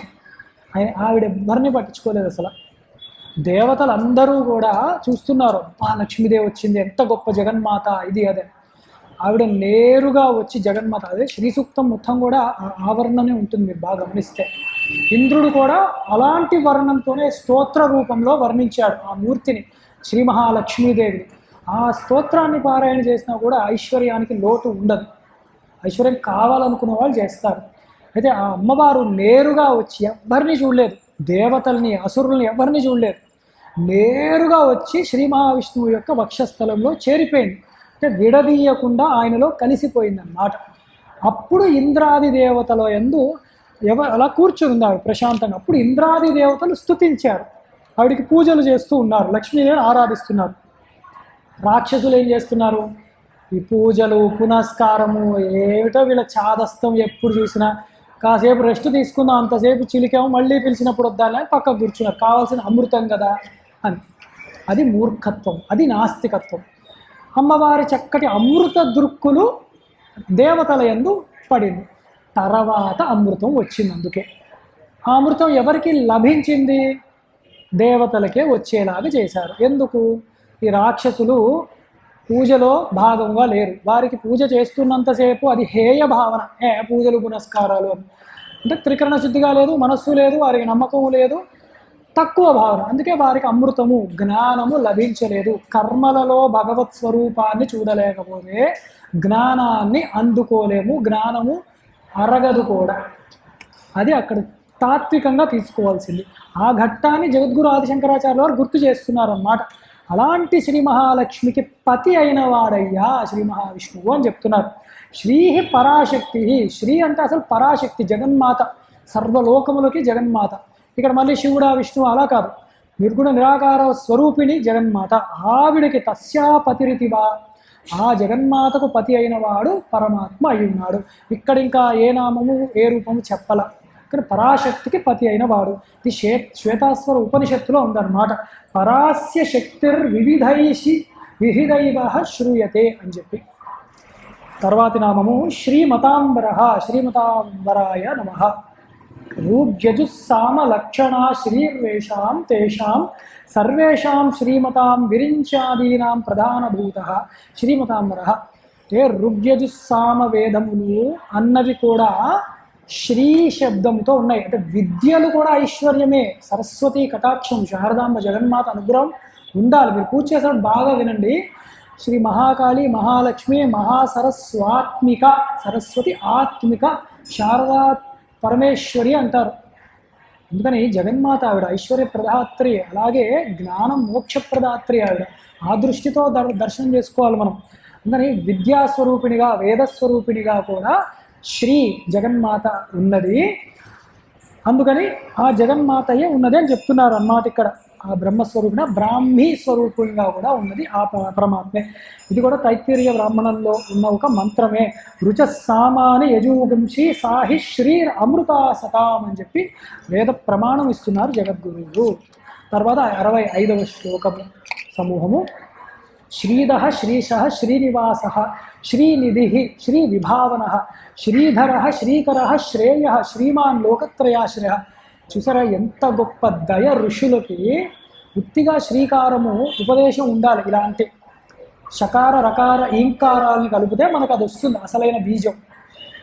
అది అలా చెప్పడం కష్టం. దానికి అంగన్యాస కరన్యాసలు, దానికి ఋషి, ఛందస్సు, బీజము, హృదయము, శక్తి, కీలకము ఇవన్నీ తెలిసి ఉండాలి. దానికి మళ్ళీ మడి తడి ఇవన్నీ ఉండాలి. దానికి శ్రద్ధాభక్తులు ఉండాలి. త్రికరణ శుద్ధిగా చేసుకోవాలి. అంత అవసరం లేకుండా ఇంత గొప్పగా ఇచ్చారన్నమాట. ఇలా చేస్తున్న శ్రీకారం చక్కగా లోపల అదే వస్తూ ఉంటుంది, ఆ ఫలం వస్తుంది అన్నమాట. కానీ శ్రీధ శ్రీశ శ్రీనివాస శ్రీనిధి శ్రీవిభావన శ్రీధర శ్రీకర శ్రేయ శ్రీమాన్ లోకత్రయాశ్రయ. శ్రీధ అంటే శ్రీదాయ నమః. శ్రియం దదాతి భక్తానామితి శ్రీధ. శ్రియం అంటే ఐశ్వర్యాన్ని, ధనాన్ని ఇచ్చేవాడు కాబట్టి శ్రీదాయ నమః అయి ఉన్నాడు ఆయన. అదే శ్రీని ఇచ్చేవాడు. తర్వాత శ్రీశాయ నమః. శ్రియ ఈశ శ్రీశ. సర్వ ఐశ్వర్యములకు ఆయన అధిపతి అయి ఉన్నాడు, ఈశ్వరుడై ఉన్నాడు. అంటే పేరుకి మనకి లక్ష్మీదేవి ఐశ్వర్యమూర్తి, కుబేరుడు ఇలా అనుకున్నా, వసువులు ఉన్నారు అనుకున్నా, వీరందరికీ కూడా పతి అయిన వాడు శ్రీ మహావిష్ణువు. శ్రీనివాస శ్రీనివాసాయ నమః. శ్రీమత్సు నిత్యం వసతీతి శ్రీనివాస. శ్రీ ఎప్పుడూ కూడా నిత్యము ఆయన్ని ఆశ్రయించే ఉంటుంది కాబట్టి ఆయన శ్రీనివాసుడు అయి ఉన్నాడు. అందుకే శ్రీనివాసుడు అని పేరు పెట్టుకొని ముద్దు పేర్లు అండి నివాస అని పిలుస్తూ అంటే అది కేవలం శ్రీలేని నివాసం దేనికి? శ్రీనివాసమే కావాలి. అందుకే పేరుగా పలకడం నేర్చుకోవాలి. శ్రీ శబ్దేన శ్రీమంతో లక్ష్యంతే. ఇక్కడ ఎంత గొప్ప శ్రీమత్సు అన్నారు. అంటే శ్రీమంతులు ఉన్నారు, ఐశ్వర్యమంతులు ఉన్నారు, శ్రీమంతులు.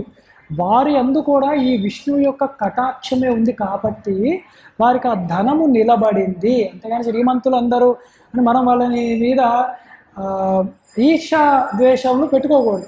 వాడి పుణ్యక విశేషంలో చక్కగా వాడికి ఆ శ్రీ నిలబడింది వాడికి. ఇది విష్ణు ప్రసాదముగానే ఉన్నది. అందుకని శ్రీనిధి శ్రీనిధయే నమః. సర్వశక్తిమయే అస్మిన్ అఖిలాః శ్రియః నిధీయంత ఇది శ్రీనిధి. సర్వశక్తి ఐశ్వర్యము ఎవరి ఆధీనములో ఉంటాయో, సర్వ ఐశ్వర్యములకు నిధి అయి ఎవరు ఉంటారో ఆయన శ్రీ మహావిష్ణువు. ఆయన ప్రార్థిస్తే ఆ నిధి అనంతమైన నిధి, అది దానిలోంచి మనకు కూడా ఆయన ఇస్తూ ఉంటాడు. శ్రీ విభావనాయ నమః. కర్మానురూపేణ వివిధాశ్రియ సర్వభూతానాం విభావయతి ఇది శ్రీ విభావన. ఎవరి కర్మ రూపములతో ఎవరికి తగ్గట్టు వాళ్ళకి ఎంతో అంత, ఇదివరకు ఒకసారి చెప్పుకున్నాం, బాగా ఆకలిగా ఉన్నాడు, వాడికి అన్నమే శ్రీ, వాడికి అప్పుడు ధనము ఇస్తే కుదరదు. కళ్ళు తిరిగిపోతున్నాయండి, మంచినీళ్ళు ఇవ్వాలి, 100 రూపాయల నోట్ చేపెడితే వాడు ఏం చేసుకోలేడు, వాడికి అది అయింది. అలాగే ధనము కావాల్సిన పేదరికంలో వాడికి అదే ఇవ్వాలి. అలాగా భయంతో ఉన్నాడు, వాడికి మంచి మాటలు కావాలి, ధైర్యము కావాలి. అలాగా ఎవడికి తగ్గ ఐశ్వర్యం వాడికి ఉంటుంది. అందుకే అష్టలక్ష్ములు కావాలి మనకి, ధాన్యలక్ష్మి, ధైర్యలక్ష్మి, విజయలక్ష్మి, అలాగ అన్ని లక్ష్ములు వాళ్ళ మోక్షలక్ష్మి కూడా మనకి చాలా ముఖ్యంగా కావాలి. కాబట్టి ఎవరి కర్మ అనుసారంగా వివిధములుగా వారికి ఐశ్వర్యములను ఎంతో అంత ఇస్తూ ఉంటారు విద్యాలక్ష్మిగా కొందరికి. కాబట్టి ఈయనే ఇచ్చేది శ్రీ మహావిష్ణువు. కాబట్టి శ్రీ విభావనుడు అయి ఉన్నాడు ఈయన, వివిధ రకములుగా ఐశ్వర్యాన్ని ప్రసాదించేవాడు సమయము సందర్భముతో. శ్రీధర, శ్రీధరాయ నమః. సర్వభూతానాం జననీం శ్రియం వక్షసి వహన్ శ్రీధర. సర్వభూతములకు జగన్మాత, ఉత్పత్తి స్థానం ఎవరంటే జగన్మాత, శ్రీ లక్ష్మి. ఇక్కడ ఆ శ్రీ మహాలక్ష్మిని ధరించేవాడు భర్త ఎవరై ఉన్నాడో శ్రీధరుడు ఆ శ్రీ మహావిష్ణువు అని ఈ నామం. శ్రీకర, శ్రీకరాయ నమః. స్మరతాం స్తువతాం అర్చయతాం చ భక్తానాం శ్రియం కరోతీతి శ్రీకర. స్మరించిన వారికి, స్తుతించిన వారికి, అర్చించిన వారికి. ఏమిటిది అంటే మనసా వాచా కర్మనే. ఎవరైతే త్రికరణ శుద్ధిగా ఏ త్రికరణములలో ఏ ఒక్కదానిగా అయినా కూడా ఎవరైతే ఈ భక్తులు స్వామిని చేరుకునే ప్రయత్నం చేస్తారో వారికి శ్రియం అంటే మంచి ఐశ్వర్యాన్ని ప్రసాదించేవాడు, మంగళములు ఇచ్చేవాడు. కాబట్టి శ్రీకరుడు. చూసారు, ఇవన్నీ శివశబ్దం తర్వాత వచ్చాయి. అదే అన్నమాట మంగళం, దాని యొక్క విస్తారమే ఇదంతా కూడా అని అర్థం చేసుకోవాలి.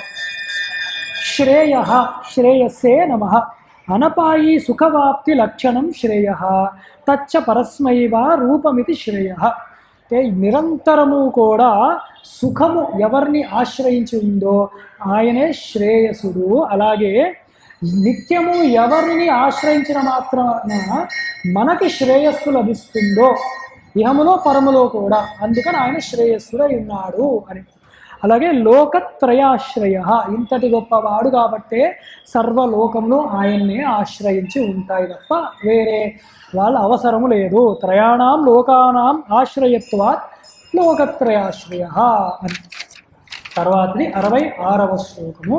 స్వచ్ఛ స్వంగ శతానందో నందిర్జ్యోతిర్గణేశ్వర విజితాత్మ విధేయాత్మ సత్కీర్త చిన్న సంశయ. స్వచ్ఛ, స్వచ్ఛాయ నమః. శోభనే పుండరీకాభే అక్షీణి అస్యేతి స్వచ్ఛ. చక్కటి కళ్ళు కలిగిన వాడు, అదే పుండరీకాక్షుడు అన్నాం కదా. అలాగా అదే అర్జునుడు అంటాడు కదా మనకి విశ్వాసంలోనే, అర్జునవాచ అని చెప్పి ఆయన్ని ఒక్క క్షణం ఆగదాము శబ్దం గురించి.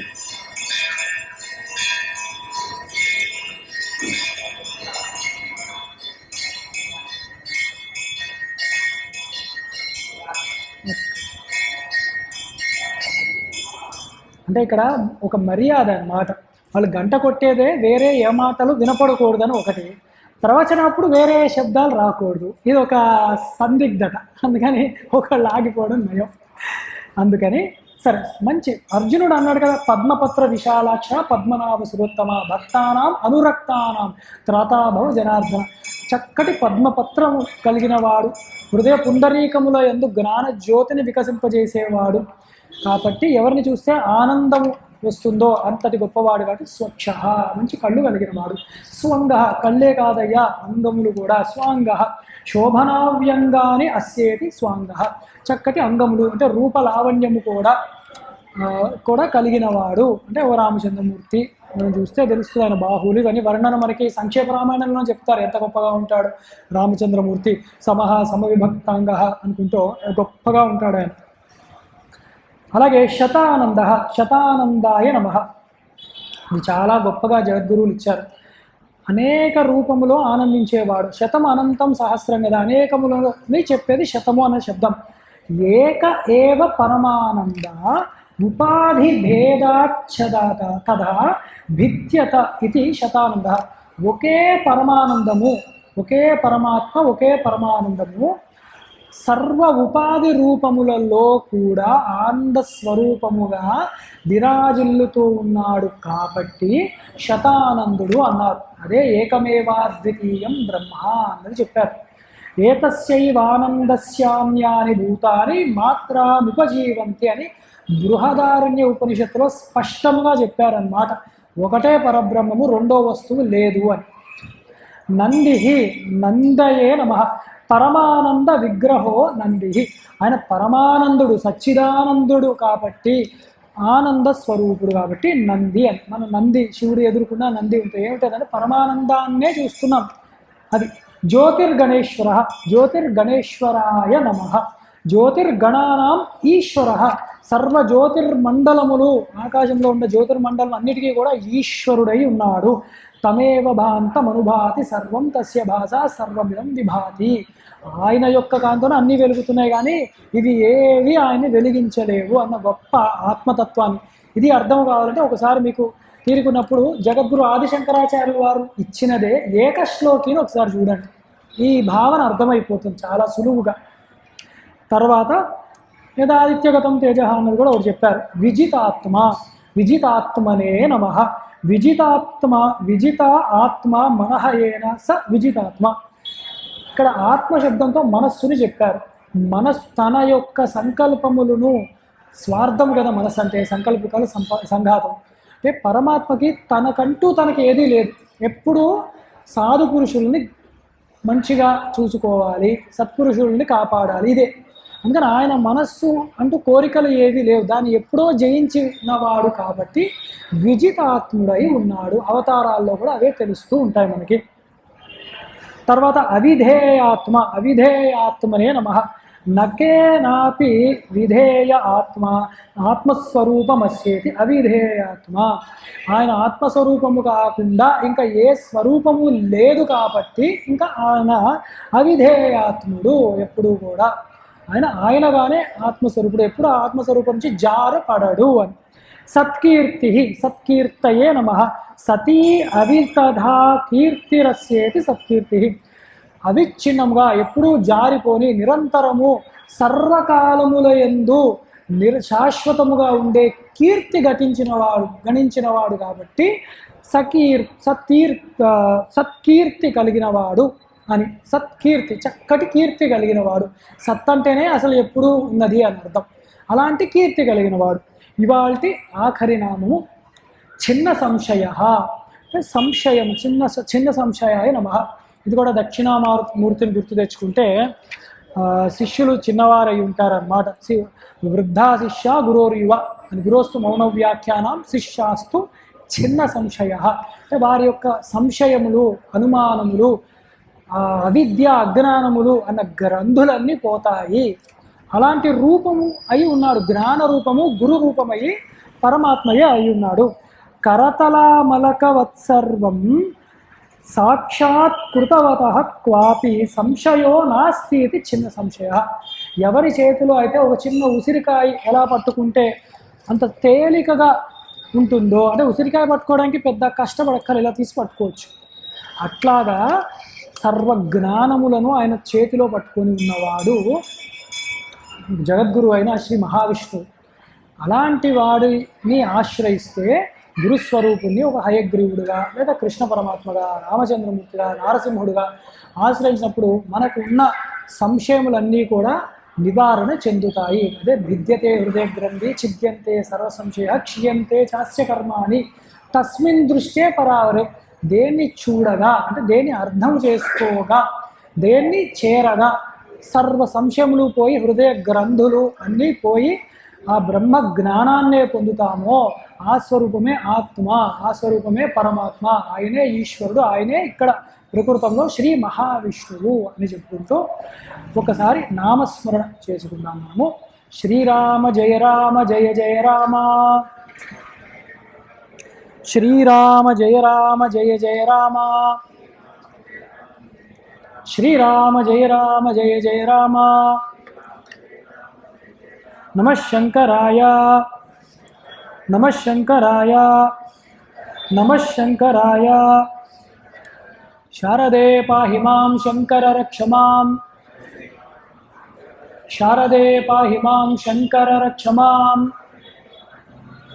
శారదే పాహి మాం శంకర రక్ష మాం. ధర్మస్య జయోస్తు అధర్మస్య నాశోస్తు. ప్రాణిషు సద్భావనాస్తు. విశ్వస్య కళ్యాణమస్తు. సర్వం శ్రీకృష్ణార్పణమస్తు. శృతిస్మృతిపురాణానామాలయం కరుణాలయం నమామి భగవత్పాదం శంకరం లోకశంకరం. సదాశివసమారంభాం శంకరాచార్య మధ్యమాం అస్మదాచార్యపర్యంతం వందే గురుపరంపరాం. ఇంతటితో నా వాక్కుని ఉపసంహారం చేస్తున్నాను. హర నమః పార్వతీపతయే. హర హర మహాదేవ. శాంతి శాంతి శాంతి. స్వస్తి. మహాదేవ.